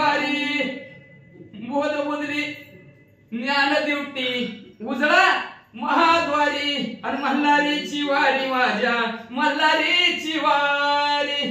पुन्हा सोमवार आला की ओम नमः शिवाय झालं सुरुवात. हर हर महादेव. पुन्हा मंगळवार आला की आई राजा. पुन्हा बुधवार आला की विठ्ठल विठ्ठल विठ्ठला हरी ओम विठ्ठला विठ्ठल विठ्ठल विठ्ठला हरी ओम विठ्ठला. आणि पुन्हा गुरुवार आला की दिगंबरा दिगंबरा श्रीपाद वल्लभ दिगंबरा दिगंबरा दिगंबरा श्रीपाद वल्लभ दिगंबरा. पुन्हा शुक्रवार आला की स्वर्ग मृत्यू पाताळाचा मंडप घाती लागा. पुन्हा लगेच आई राजा. पण शनिवार आला की जय बजरंग भाई तोड दे दुश्मन की तली. तशी भक्ती चालत नाही. एकनिष्ठ सलीलपणे एकनिष्ठपणाने एक आपला तो एक करून घ्यावा तिने विना जीवा सुख नाही. जीवाला सुखच नाही एकट्याशिवाय. आपण रोज देव बदलतो त्याच्यामुळे ती म्हणताय आज कुणाचा नंबर आहे चला महादेव सोमवार आहे चला महादेवाला निघालाय. मग एक दिवशी संकट पडलं की ती म्हणते महादेव सोमवारी महादेवजीचा मिळत चल महादेवजी. पुन्हा मंगळवार आला की संकटात देवी म्हणे ती महादेवजीच्या करीत जाते महादेवजी. 7 दिवसाचं 7 देव मग कुणीच येत नाही. शेवटी कोण यायचं. त्याला वाटेल ती जाईल त्याला वाटेल ती जाईल आणि पुन्हा आपला एकच करून घेतला असता तर एकटा धावून आला असता. मागे पुढे उभा राहा आली आघाड निवाराया. तसा विचार ह्यांनी केला. सलीलपणे याचीच भक्ती करू आणि आपलं कल्याण करून घेऊ असा विचार मैनावतीने केला.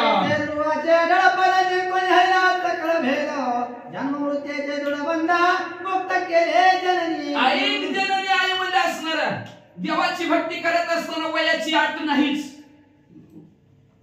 1 तास उरला खटवांगा यशील भाग्य दशा कैशी प्राप्त झाली. खटवांगा राजाला मारायला 1 तास राहिला होता. त्याने भगवंताचं 1 तासात नामस्मरण केलं आणि मोक्षाला गेला. आणि इथं ध्रुव बाळाचं उदाहरण दिलं. वयाचं वर्ष 5 वर्ष आहे आणि 5 वर्षामध्ये भगवंताची भेट करून घेतली गेली आणि आढळ पदाला बसले आणि जन्म मरणाच्या राट गाडग्यातून बाहेर बसले. आई साहेब असं ती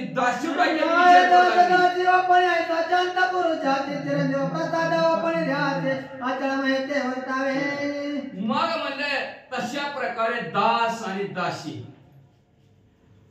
आपण सुद्धा आशा असणाऱ्या पुरुषाच्या हातात जाऊन चिरंजीव नावचा प्रसाद ओपून ह्या देहासी घ्यावा आणि आपण असणारा आचळ व्हावं अशा प्रकारची वर्तणूक आपण करायची असं मैनावती आणि दासीमध्ये संभाषण चाललं.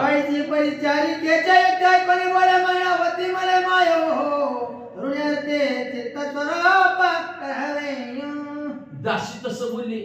मैनावतीला बरं वाटलं. तिच्या मनात तीच होत नाही. आपल्या मनात तर पुरुषाच्या मनात बोलले की दोघांचं मन रिकाम हलकं झालं. अशी परिचारिकेची युक्ती ऐकली. मैनावती म्हणायला लागली असणार माहित खरं आहे तरुण जायचं या भवरूपी सागरातून. इच्छा आहे आपली तरुण जायची. अर्थ इच्छा आहे भवरूपी सागरातून पहिले तीराला व्हायचंय. त्याच्यासाठी असणार आपलं जे काय असणार चित्त आहे ते चित्त एकाग्र करावं लागेल. एक सारखं करावं लागेल. का तर चित्तच लय आवड असते. पाणी तेरा रंग कैसा जिसमें मिला वैसा चित्त करे ऐशी धावा धाव. दही खाऊ का मै खाऊ. याच्याकडे जाऊ का त्याच्याकडे जाऊ. तसं म्हणून चित्त असणार एक भागी लावायचं एकच निष्ठ करायचं असा विचार दोघींमध्ये झाला.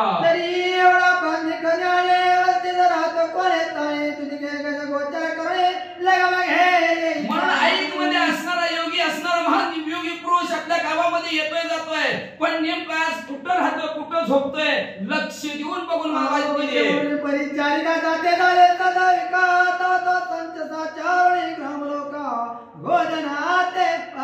लगेच परिचारिका म्हणजे बरं अवश्य म्हणजे आणखीन तुम्ही काम सांगितलं आताच्या जाते गेलेले पाठीमाग परत हळूहळू जालिंदरनाथाच्या पाठीमाग चाललं तर गवताचा भार ज्याच्या कुणाच्या का दारात गाय असणार गाईचा गोठा असेल त्या गोट्यात जाऊन असणारा गवताचा भरा टाकायचे, का तर गो सेवा आहे, गायीची सेवा, वाया कधीच जात नाही.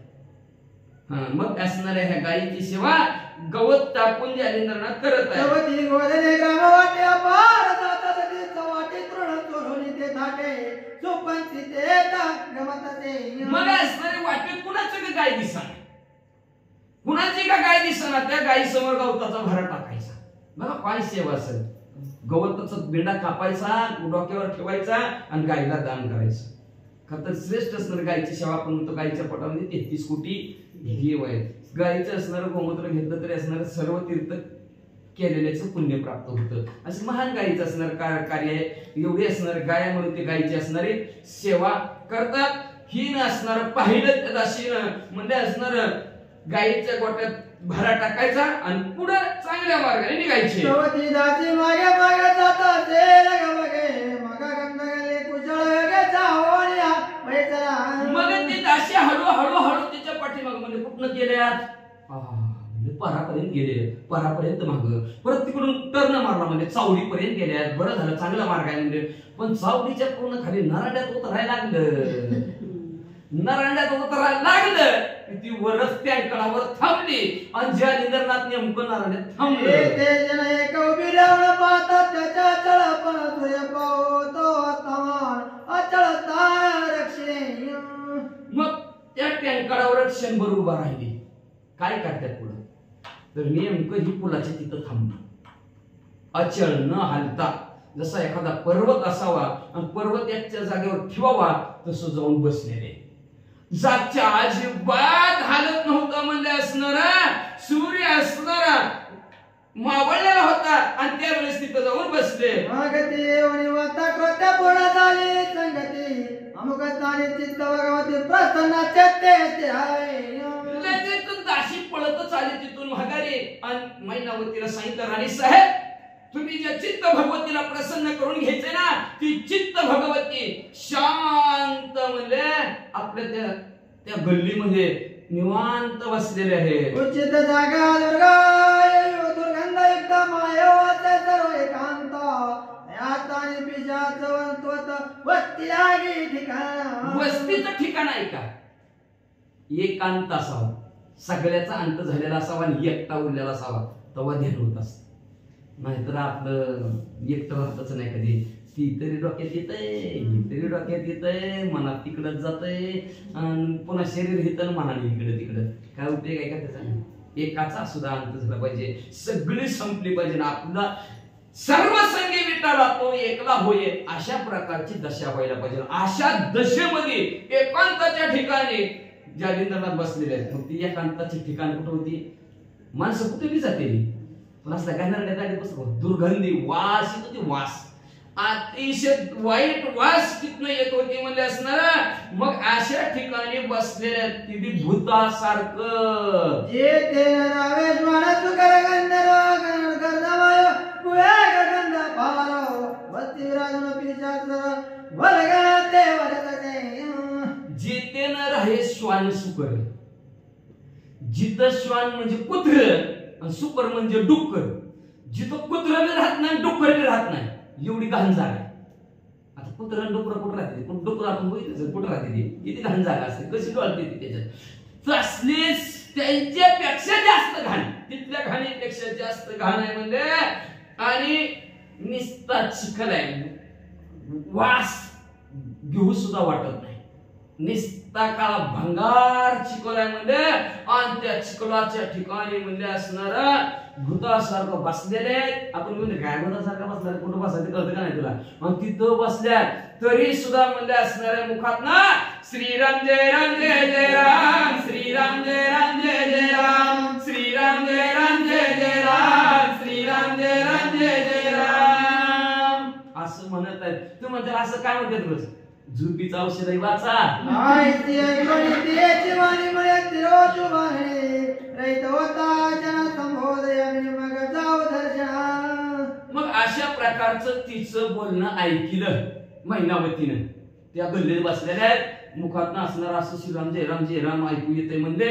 बरोबर, शांत बस म्हणले तू, शांत बस म्हणले तू. म्हणजे असणार ही असणार रहित जनसंबंध, गावातली माणसं सगळं झोपू दे म्हणजे, ये जा नाही गावातल्या लोकांची येणं जाणं हे सगळं थांबू दे म्हणजे, रात्र होऊ दे, जाणं येणं गावातल्या सगळ्या माणसाचं संपू दे, आपण मग त्याच्या दर्शनाला जाऊ, अशा प्रकारचा विचार मैनावतीने आपला मांडला. आता का मांडला? परिचारिका मेगा मध्यामिनी जुएत देखे उत्तम फळ ठेवून तमंका चरसाने मिळवले. मग दर्शनाला जाऊ म्हणजे मोठ्याच असते. राजच एवढ्या राजाची, एवढे मोठा राजा आणि त्याचे आहे राजच कुठं चालू बघितलं म्हणजे सुरुवातीला, पुन्हा बघितल्यावर चाललं तर चालेल, पण सुरुवातीलाच बघितलं नाही कुठं चालेल, एवढं त्याच्या घरी फायदा जळता जळणार नाही अशी चालली. लोक नावं ठेवतील की म्हणजे झोपू दे गावातले लोक, का तर 2 तुंडी भांडवल असतं गाव म्हणजे. हे म्हणतात काय म्हणतात काय किंवा मला जे जरा डोक्यात येत नाही ते नांदीला नांद पळतीला पळ काय म्हणजे तुम्हाला ध्यानातच येत नाही, लय आठवायचा प्रयत्न करतात पण ते असले लोक असते म्हणजे काय बद्दल सांगता येत नाही. म्हणून गावातले लोक शांत होऊ दे. 12 वाजले 12, रात्रीच्या 12 वाजले की आपण दर्शनाला जाऊ. लगेच रात्रीच्या 12 वाजल्या देवाच्या दर्शनाला जायचं, रिकाम्या हाताने कधी जायचं नाही, कधी जायचं काही ना काहीतरी साखर का होईना पण किशात, नाही जमलं तर एखाद्या झाडाचं पान चालता चालता पुष्पम तोयम फलम, काय लागत नाही देवाला, पाणी बस, कुठं कसं का सांग, तोंडातली जरी गुळणी मारली तरी समाधान आहे देवाला. त्याच्यानंतर पान, कुठल्याही झाडाचं पान, कुठल्याही झाडाचं फळ आणि कुठल्याही झाडाचं फुल, एवढं भाग देवाला लागतं, काय लागत नाही. अंतरीची गुतगुडी भाई जोडी भावाची काय भावना आहे तुमच्या मनामध्ये, त्या भावनाने तुम्ही देवाला अर्पण करतो, तो भावना देव बघतो. नाहीतर बेगाराचा की देवा पुढे काय कमी का फुलाचा, आता तर नवीन फॅशन येईल, आता मंदिर सगळीच फुलांनी सजवली आहे का नाही, काय उपयोग आहे का काय नाही. भाऊ त्याच्या पाठीमागचा बघतो. म्हणून तिने काय केलं म्हणते का, एक असणार ताट घातलं आणि त्या ताटामध्ये असणारी फळं भरली गेली, षड्रस अन्नाने ताट भरलं गेलं आणि भगवंताच्या जालिंद्रनाथाच्या दर्शनाला निघाले. कांबळी गुंतोणी होते परिचारिका मैनावते त्याला कांती लक्ष्मणिया महाराज. काळी कांबळी असणारे गुंतोणी घेतलेले, काळी रात्र झालेले आहे, त्याच्यात घोंगडं काळं पांघरलं आणि घोंगडं पांघरून मध्ये असणारी गपचीप गपचीप ज्या ठिकाणी एकांताच्या ठिकाणी महाराज बसलेले तिथे ह्या दोघी पोहोचल्या. तो जुद्धराया मुल्या परमहंसाच्या हवाने वाणी मोक्षमुक्ताच्या ग्रहणार्थ झाले बैतलाचे महाराज. तो सिद्ध महामुनी म्हणजे हंस पक्षी जशा प्रकारे असणारं ध्यान करावं किंवा म्हणजे ह्याने आपण मोक्ष रूपे असणाऱ्या गावाला गेलेलो अशा स्थितीत बघा. एखाद्याचं जर असणारं ध्यान जर एखादं जर करायला लागलं त्याला जवळ गेलेलं पण कळत नाही, नवल त्याला काय पोहोचलं तरी त्याला कळत नाही. एवढं तल्लीन समाधी अवस्थेत त्याला म्हणायचं श्रीराम जय राम जय जय राम, श्रीराम जय राम जय जय राम, एवढं तल्लीन झालं एवढं तल्लीन झालं. त्याला सगळं जवळ कोण गेले काय माहिती म्हणते. असं ध्यानस्थ अवस्थेमध्ये जालिंदरनाथ बसलेला त्या दोघींना बघितलं.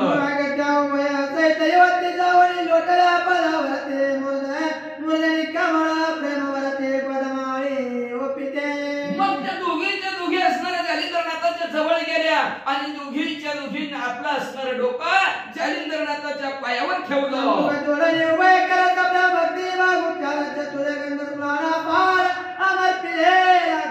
दोघी पाया पडल्या, उभा राहिल्या, हात जोडलेले आहेत आणि हात जोडून असणार खाली मान घातलेले आणि जालिंदरनाथाची स्तुती किंवा असणार आपल्या भाषेत मंत्र म्हणायचं आपलं मंत्र म्हणायचं, देवाचं नामोच्चार करायचा.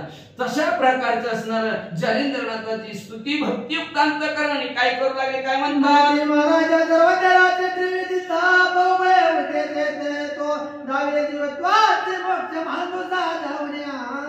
महाराज सर्वज्ञ राशी होते. सर्वज्ञ म्हणजे सर्व जाणणारे कळणारे, रास म्हणजे भिगारास.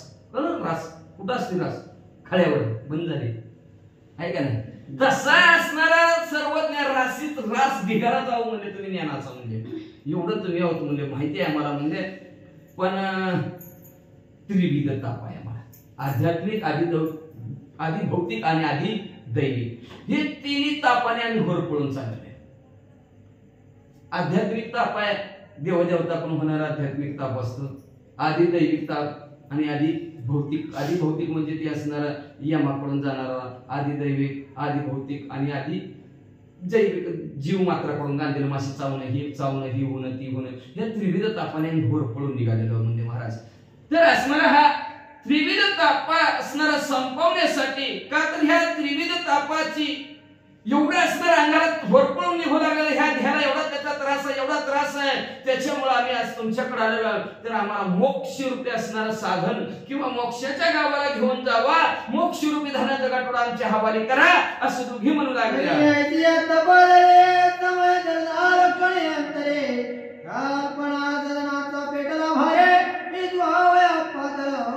मला म्हणलं महाराज आम्ही इकडे असणार ही त्रिविध तापाने भोरपळून निघू लागलेलो म्हणजे असणार. तर आता ह्या वेळेस तुमचा कृपारूपी पाऊस आमच्या असणाऱ्या अंगावर पडू द्या आणि आमचा ताप नाही साहू द्या. जालिंदरनाथ म्हणले हे जे काय असणार कल्पना रूपी असणार आमच्या अंतःकरणाच्या ठिकाणी जे काय घर केलेलं आहे ते घर असणार, त्या घराला घर सुद्धा असणार लय भारी पेटले आहे कल्पना रूपी. काय कल्पना, लोक रोज एक कल्पना असते माणसाच्या डोक्यात, काय करतं ते त्याची त्यालाच माहिती, हे करू ती करू, ही करू ती करू. त्यांनी म्हणजे असणार अक्कनिस्त वनवन वनवन मागे लागलेले, ती वनवन संपवण्यासाठी तुमच्या जवळ आलेलो आहोत असं म्हणतात.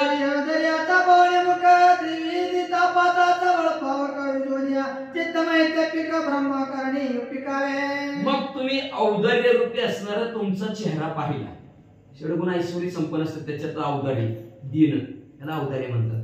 तुमचं असणार देणार चेहरा आहे, तुमच्या चेहऱ्याकडे पाहिलं की ती औदार्य आमच्या लक्षात आलं.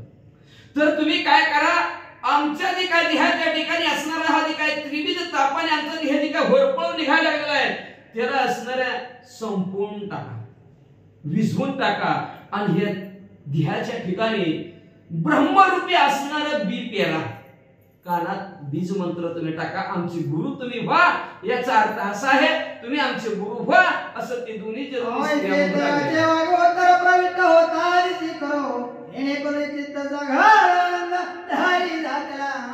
अशा प्रकारचं त्यांचं बोलणं. आपण देवाकडे गेला तर काय काय नाही, काय डोकं जर ठेवलं तरी आई इकडून म्हणते देवाला म्हण खुशाल ठेव, देवी म्हणते देवा खुशाल ठेव, झालं देवालाच मागतं देवा खुशाल ठेव.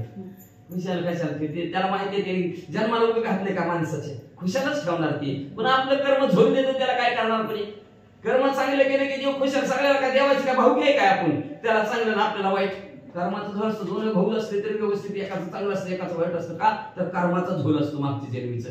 जे कर्म असणार कर्मगतीने आहे तिथं बुद्धी काय करेल बिचारी कर्मानुसार बुद्धी वावरत असते. आपण म्हणतो काही येण्यासारखा वागतो, काय वेळेसारखा वागतो, मागच्या जन्मी तरी वीट काम केलं नसतं म्हणून ती येण्यासारखा वागतो. मग आता काय करायचं, मग त्याला काय नाही, देवाचं नामस्मरण चिंतन कथा ऐक, देवाची सेवा कर, चांगला मार्ग सापडणार, हे उपाय आहे त्याच्यावर. मग म्हणजे असणार ते म्हणू लागले असणार ज्या वेळेस सत्य म्हणल्याबरोबर जालिंदरनाथाचं अंतःकरण प्रसन्न झालं. का जी मागायचं ती मागितलं ना देवाकडे. आपण देवाकडे ते महाराजाकडे गेला, देवाकडे गेला की पोराचा जमाना पोरीचं होईना आणि पोरं काय नीट राहायला आणि काय करावं. आता तेच महाराजाला विचारले असते ती प्रपंच, महाराज तर महाराज कुठले आणि ते आपण कुठलं प्रपंच, त्यांना काय कळतं प्रपंचात. पण असू द्या, पण ते काय पुन्हा पुन्हा घरबळ असणार, हे अमुक तमुक काढून देणार आणि त्याच्यामुळे ती असणार होणार. मग सांगू लागलेलं देवाला काय मागायचं, काही मी उद्धार पावे ना, क्रय कृपा करेल नारायण. देवा माझा उद्धार कधी होईल, मी मोक्षाला कसं जाईल म्हणजे महाराज, महाराज माझा उद्धार कशात होईल हे मग असणारा देव माझ्यावर कृपा करेल कसे हे महाराजाला विचारावं. तसं तिने विचारलं हा त्रिविध ताप कधी संपला आणि मोक्षाला कधी जाईल. माझं आपलं मागणं असतं देवा हे दे, देवा ती दे.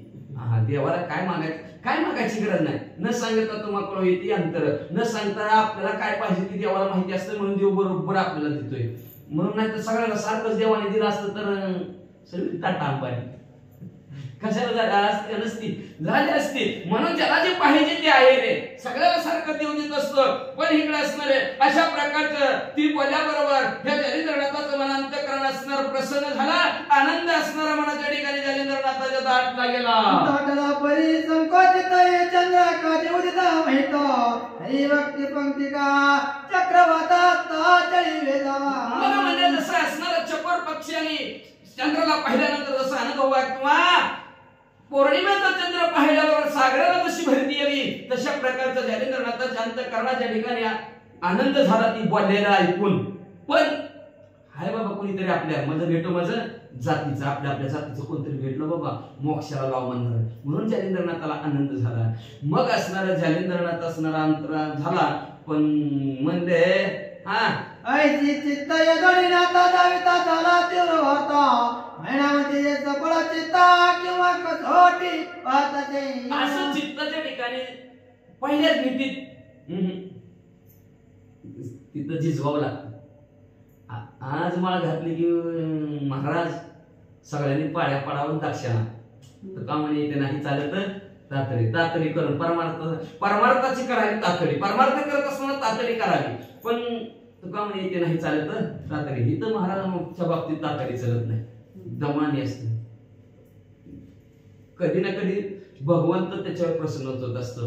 मग म्हणजे आता चित्ताच्या ठिकाणी नाथ महाराजांनी विचार केला म्हणजे आता आपलं तीव्रपणे ह्याला दाखवायला पाहिजे किंवा ह्यांची असणारी आपण परीक्षा घ्यायला पाहिजे अशा प्रकारचा विचार जालिंद्रनाथांनी केला. का नाही तर कुणी बी आला की पाया पडलं की देव प्रसन्न झाला नाही. त्यांची परीक्षा देव परीक्षा घेत असतो लक्षात ठेवा. आता कशी परीक्षा आहे वाचा विषाचा चेष्टा उदा म्हणे ते आव्हाने आले गुरुडा युक्ते मैत्रे पाचन हाती कवळ्या जुगारे काय करायला का भूतासारखी चेष्टा येड्यासारखी चेष्टा करायला सुरुवात केलं नाथ महाराजांनी. शेजारी दगडाचा ढिगारा होता दगड रस्त्याची उलटलेली मग म्हणले असणारी ती दगड घेतली आणि सनासन सनासन मैनावतीला मारू लागले. शोभवाने करणे वगळा भंगुबाय चित्त प्रेमा मेघादर्याच्या दुर्गणा पाचन कारका दगड पडायला लागले म्हणजे पाऊस पडावा तशा प्रकारची दगड पडायला लागली आणि पडता पडता काय म्हणतात माहितीये का करून करून दमले देव पूजा असं बी म्हणायला लागले लई म्हणजे करून करून दमले ते देवपूजाला बी लागलो असं वाईट शब्दाने मी म्हणू लागले. जेणेकरून अंतःकरणाच्या ठिकाणी चित्ताच्या ठिकाणचं प्रेम असणार दरमळून जाईल भंगून जाईल अशा प्रकारचं वाईट शब्दाने जालिंद्रनाथ त्या मैनावतीला काही बी म्हणू लागले.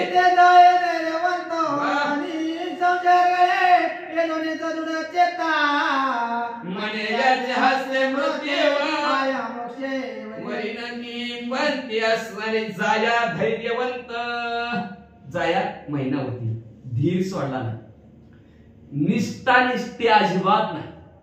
आपलं थोडं चाललं की लगेच निष्ठायच कधी बाहेर जाऊन बसत बस निष्ठा निष्ठा निष्ठी निष्ठावंत भाव निष्ठावंत पाहिजे.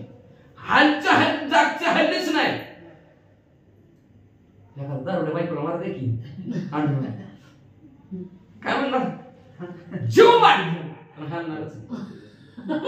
जीव मार काय करते मला तशा प्रकारचं मैनावती जालिंद्रनाथाला मनातल्या मनात म्हणली मरीन तर ह्याच्या हातूनच मरीन आणि मोक्षाला जाईल.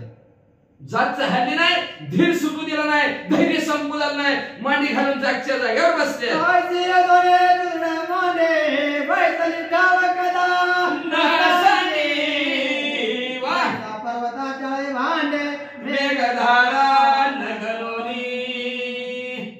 काय अवस्था झालेली हे मांडीवरून हे मांडीवर सुद्धा नाही. जशी मांडी घातलेली होती तशीच मांडी घातली. पावसासारखं दगड अंगावर पडत होती तरी अजिबात जागच्या हल्ल्या नाहीत. ह्या मांडीवर त्या मांडीवर सुद्धा नाही. मी तर थोडं उकळत नाही तर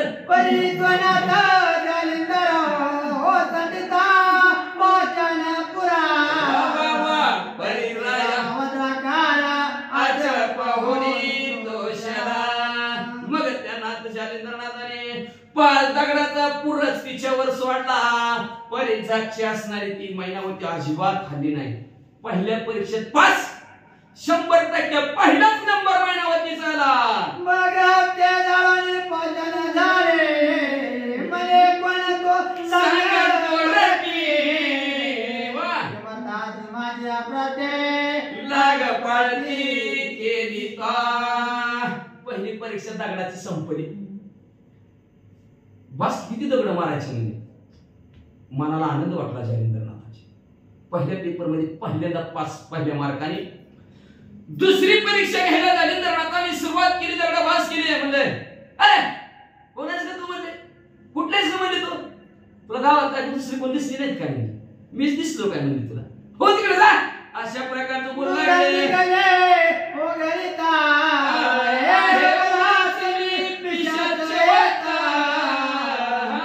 तुझा पेटाला केव्हा चालता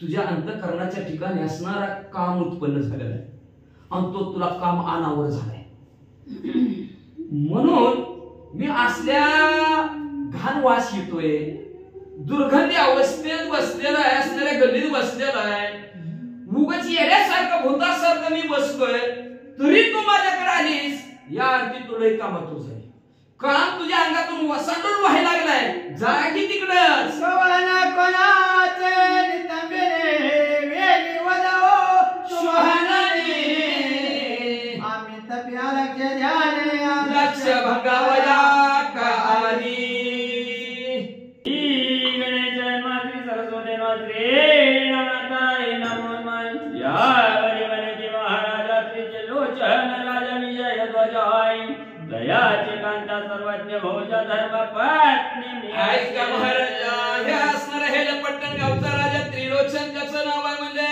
विजयाचा झाडा त्याच्या फडकत आहे आणि त्याच्याची पत्नी मी असणारी धर्मपत्नी माझं नाव मैनावती आहे असे परिचय योग द्रुमा काळी भाक्षोनी पती उत्तमाई माते गेले प्लवंग माझ्या गावात निर्वावया काय सांगायचं महाराज काळ कुणासाठी थांबत नाही त्याच्यापाशी काळापाशी म्हणजे हाय गई काय नाही बारका असो किंवा मोठा असो एवढ्या ज्याची संपत्ती मोजता येत नाही एवढी संपत्ती माझ्या मालकापाशी होती पण एक दिवशी काळाने उडी टाकली माझ्या मालकाला घेऊन गेलं मी एकटीच राहिले ऐसे परियोग जती काळ चक्र पावनी राठी मग भयाचा उदाक पाहुली पोटी पश्चातापी मिरविल्या अशा प्रकारे काळाचं चक्र आहे कुणासाठी सुद्धा थांबत नाही महाराज माझा मालकाला असणारा काळ घेऊन गेला एकटं पाठीमाग मी राहिले गेले आणि मग म्हणजे मी तरी असणारा बदलायला पाहिजे मनाच्या ठिकाणी पश्चाताप झाला काय झाला पळपळ जाते आयुष्य तुझं झाले काही कळेना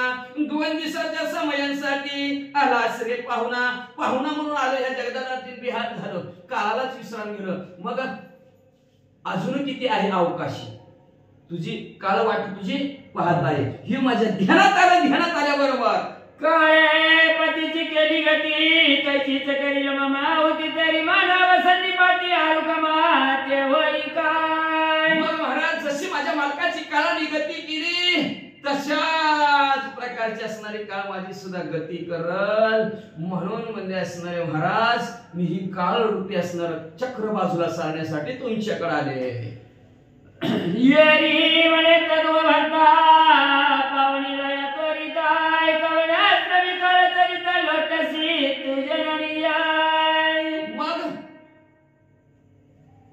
जालिंदरनाथ म्हणू लागले बरं जाऊ दे तू काळाला घाबरून आली माझ्याकडे म्हणजे बरं आहे म्हणजे असणार मालक संपलं म्हणजे मग म्हणजे तू कोणाच्या आश्रयाने जगती म्हणजे कोण तुझं पालन पोषण करतो कोण तुला खाऊ पिऊ घालतो सांग येरी म्हणे वसदैव भरिता सुतय काय प्रपंच येर म्हणे कवनात प्रपंच राहती चालवी सांगायला सुरुवात केली महिन्यावतीने एक मुलगा म्हणजे माझा परपंच पुत्र हो व्हायचा मुंडा त्याचा फडकावा त्रिलोकी झेंडा एकच पुत्र असावा पण असा शिवरायासारखा नाहीतर होतीत की मग म्हणजे असणार एकच मुलगा प्रपंचाच्या ठिकाणी माझ्या म्हणजे असणार आणि ती म्हणजे असणार कसं प्रपंच चालवतंय जालिंदरनाथाने विचारलं म्हणे गौड बंगाल राजाचा जनी देश विपुल आहे तयाचा नप गोपीचंद मुल दासत्व मचा वीर गाव आहे तिथं हेला पट्टण नावचं गाव आहे त्या गावामध्ये माझा मुलगा गोपीचंद राहतो तो तुमचा दास तिक्रतांत उद्देशाचे पाठी मम मौलींचा भरणी व तिक्रपा झाली करोनिया असो म्हणजे माझ्या कर्माची राहती जसं असेल तसं कर्म माझं बरं का माझ्या पोराचं बी कर्म माझं बी कर्म कर्मानुसार आम्ही राहतो म्हणजे सुखाने आनंदाने कर्मानुसार राहतो म्हणजे प्रपंच व्यवस्थित चालवतात पण काळ पाठीमागा लागलाय आणि काळ कोणाला सोडत नाही कोणाला सोडतंय का कोणाला सोडत नाही 5 वर्षाचा असो किंवा आता जन्मले असू दे किंवा म्हातारा असू द्या काळ कोणाला सोडत नाही हा काळ रूपी असणारा पार बंधन माझ्या पाठीमागे लागलेला तर ते भार काळ रूपी भार माझ्या डोक्यावरचा तुम्ही उतरवा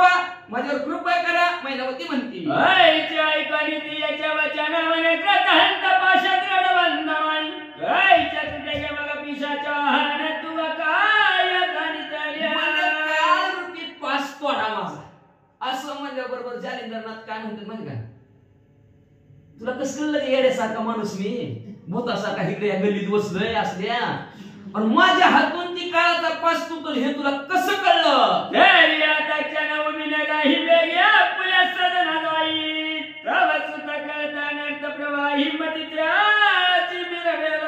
तर आता माझ्या समोर एक क्षण सुद्धा उभा नको, उठ बरं लवकर जा तुझ्या घरला जा, नाहीतर तुझ्या पोरा जर कळलं आणि त्याच्या बुद्धीत काय जर पडला प्रकाश कसा जर कुणी जर टाकला तर लई भला मोठा घोटाळा.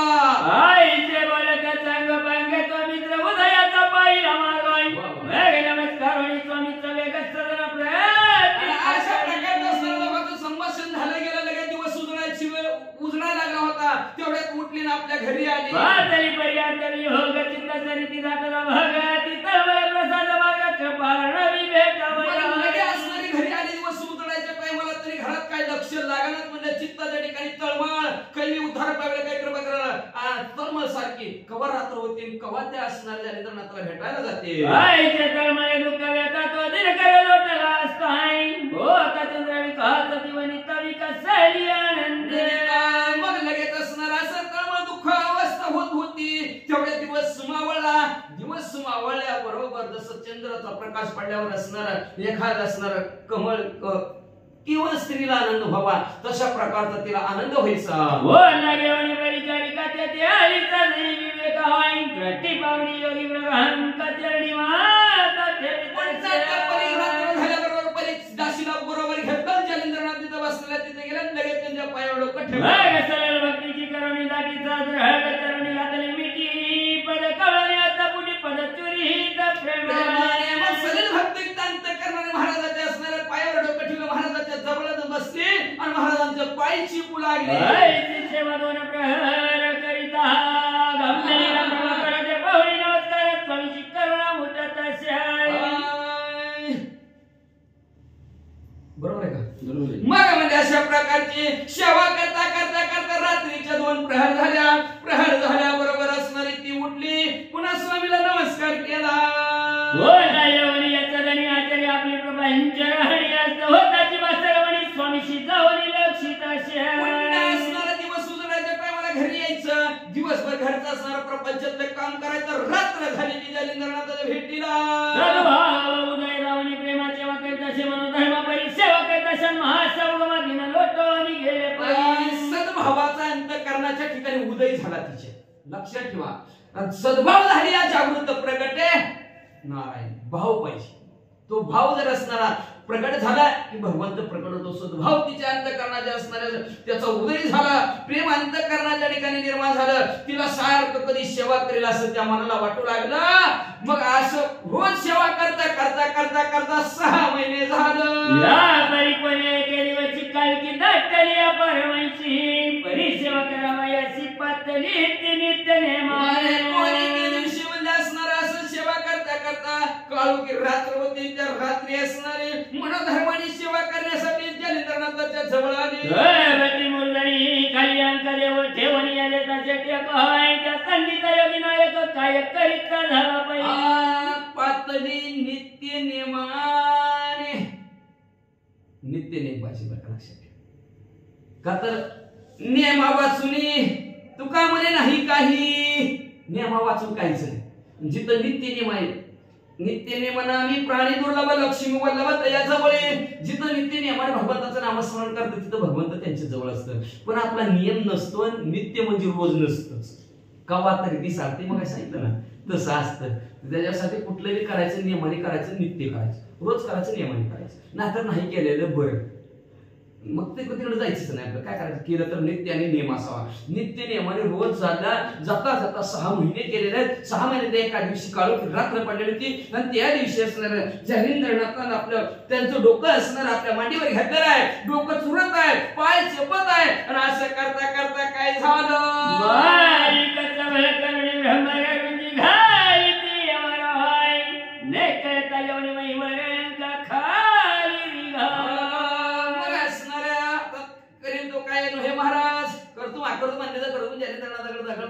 जालिंदरनाथाने असणारा भस्म चुली काढली, त्याच्यावर असणारा भस्म टाकलं आणि माईक भुंगा तयार केला. आणि भुंग्याला असणारा जालिंदरनाथाने काय सांगितलं म्हणजे असणारा कानात त्याच्या सांगितलं, न कळता असणार त्या हिच्या मांडीला भोल पाडून खालनं वरी निघून जायचं. आईचे करोनी अवचते अपने गाड झाले विद्रित आहे, चलन त्यांना निश्चित कंठी घोर वाजली. मग म्हणजे आपण त्या मुंग्याला काम सांगितलं, आपण न कळता म्हणजे असणार तिच्या डोक्यावर मांडीवर डोकं ठेवलेलं आहे आणि झोपलं. गाढ झोपल्याच्या अवस्थेत बरं का, लक्षात ठेवा. मिस घेऊन झोपलेल्या माणसाला उठवता येते का? येते का? मिस घेतल्या आणि असं झोपलेला असू द्या, हात मारल्यावर तट मिस दचकून उठतोय. पण मिस घेतलेला किती बी हलवा उडत नाही. मग असं मिस घेताना जालिंदरनाथाने आणि मोठ्याने भरायला लागलं. जानेवारी फोडून निघाला नाही ते उपरी गिरे ढकरी जालिंदर परी सुचविल्या तेवढ्यात तरी त्या भुंग्याने असणाऱ्या घर लाकूड कुरतडावं तशा प्रकारचं मांडी कुरतडाला सुरुवात केली. खालनं घुसलं, वरनं भुंगानीला जालिंदरनाथाच्या कानात सांगितलं काम झालं. सवतोलक बघ्या तिथवरी ही पाहुणी जालिंदर तवतोलक बघ्या तिथवरी ही उठवणी आते पाहिजे वेद ग्रीवा पाहुणी सतिया काम कहात दृष्टी करी महाराज.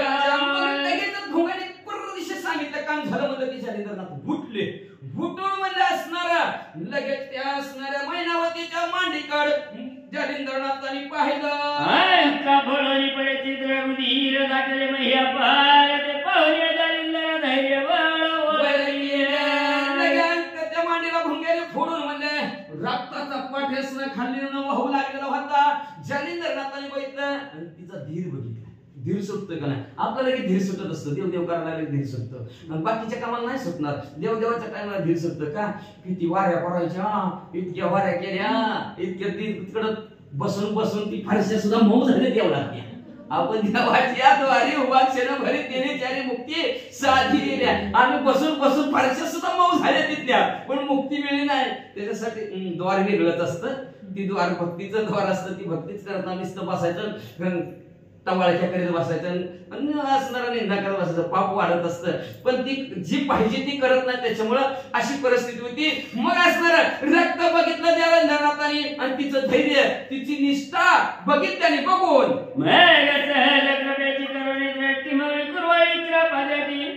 तारक मंत्र करणं पोटी उपदेश दृष्टी मैनावतीकडे जालिंदरनाथाने टाकले डोक्यावर हात ठेवला. काळात गुरुमंत्र उपदेशोपिता कानी गुण व्यक्त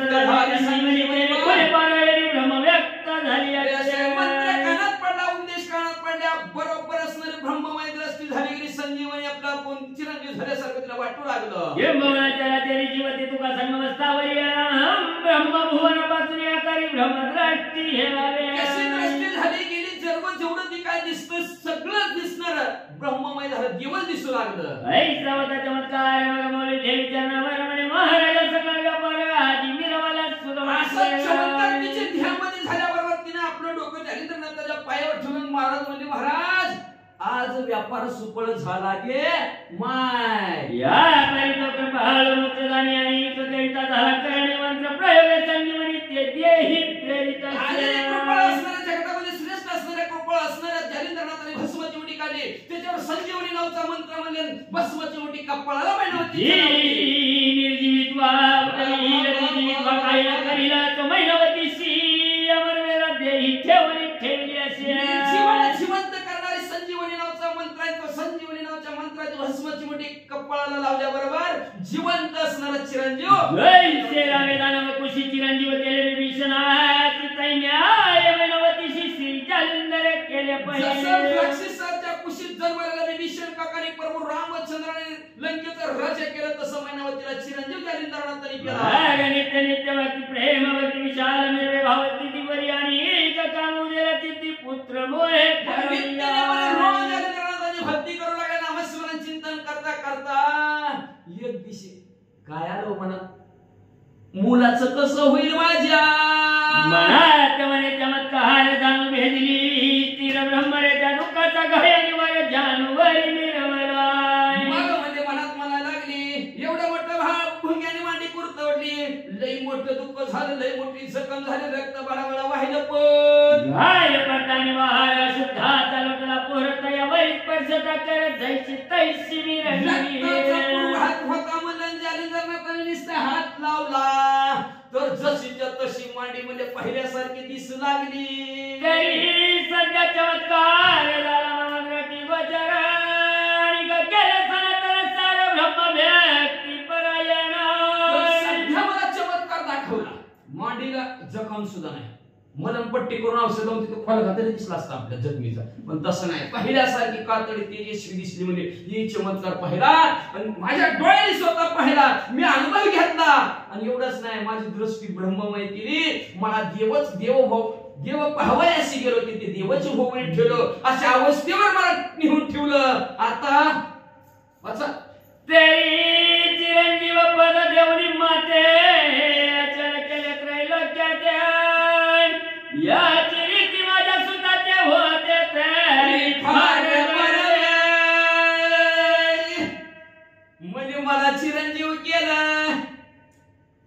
मला ह्या त्रिलोक स्वर्ग मृत्यू पाताळामध्ये आश्चर्य केलं.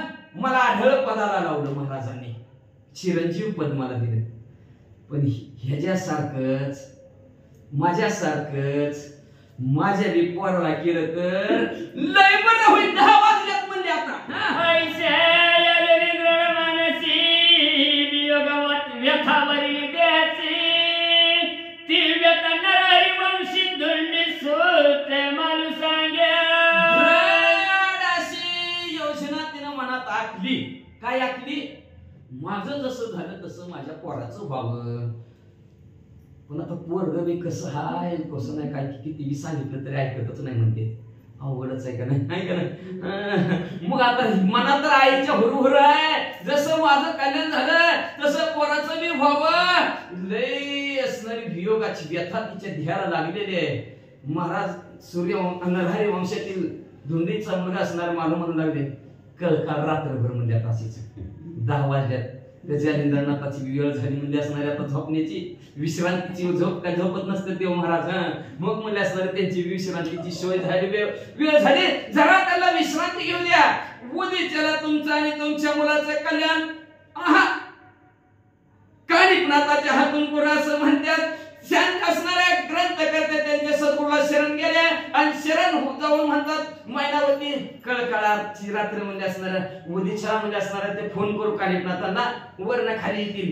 तिकडून बायपास वर नसत येतील आणि तुमच्या मुलाचं कल्याण करतील. ते त्यांच्या सद्गुरूला शरण गेले नाही अध्याचं कथा संपवितात. स्वस्ती त्रिव्यक्ती कथा संबंध गोरक्ष काव्य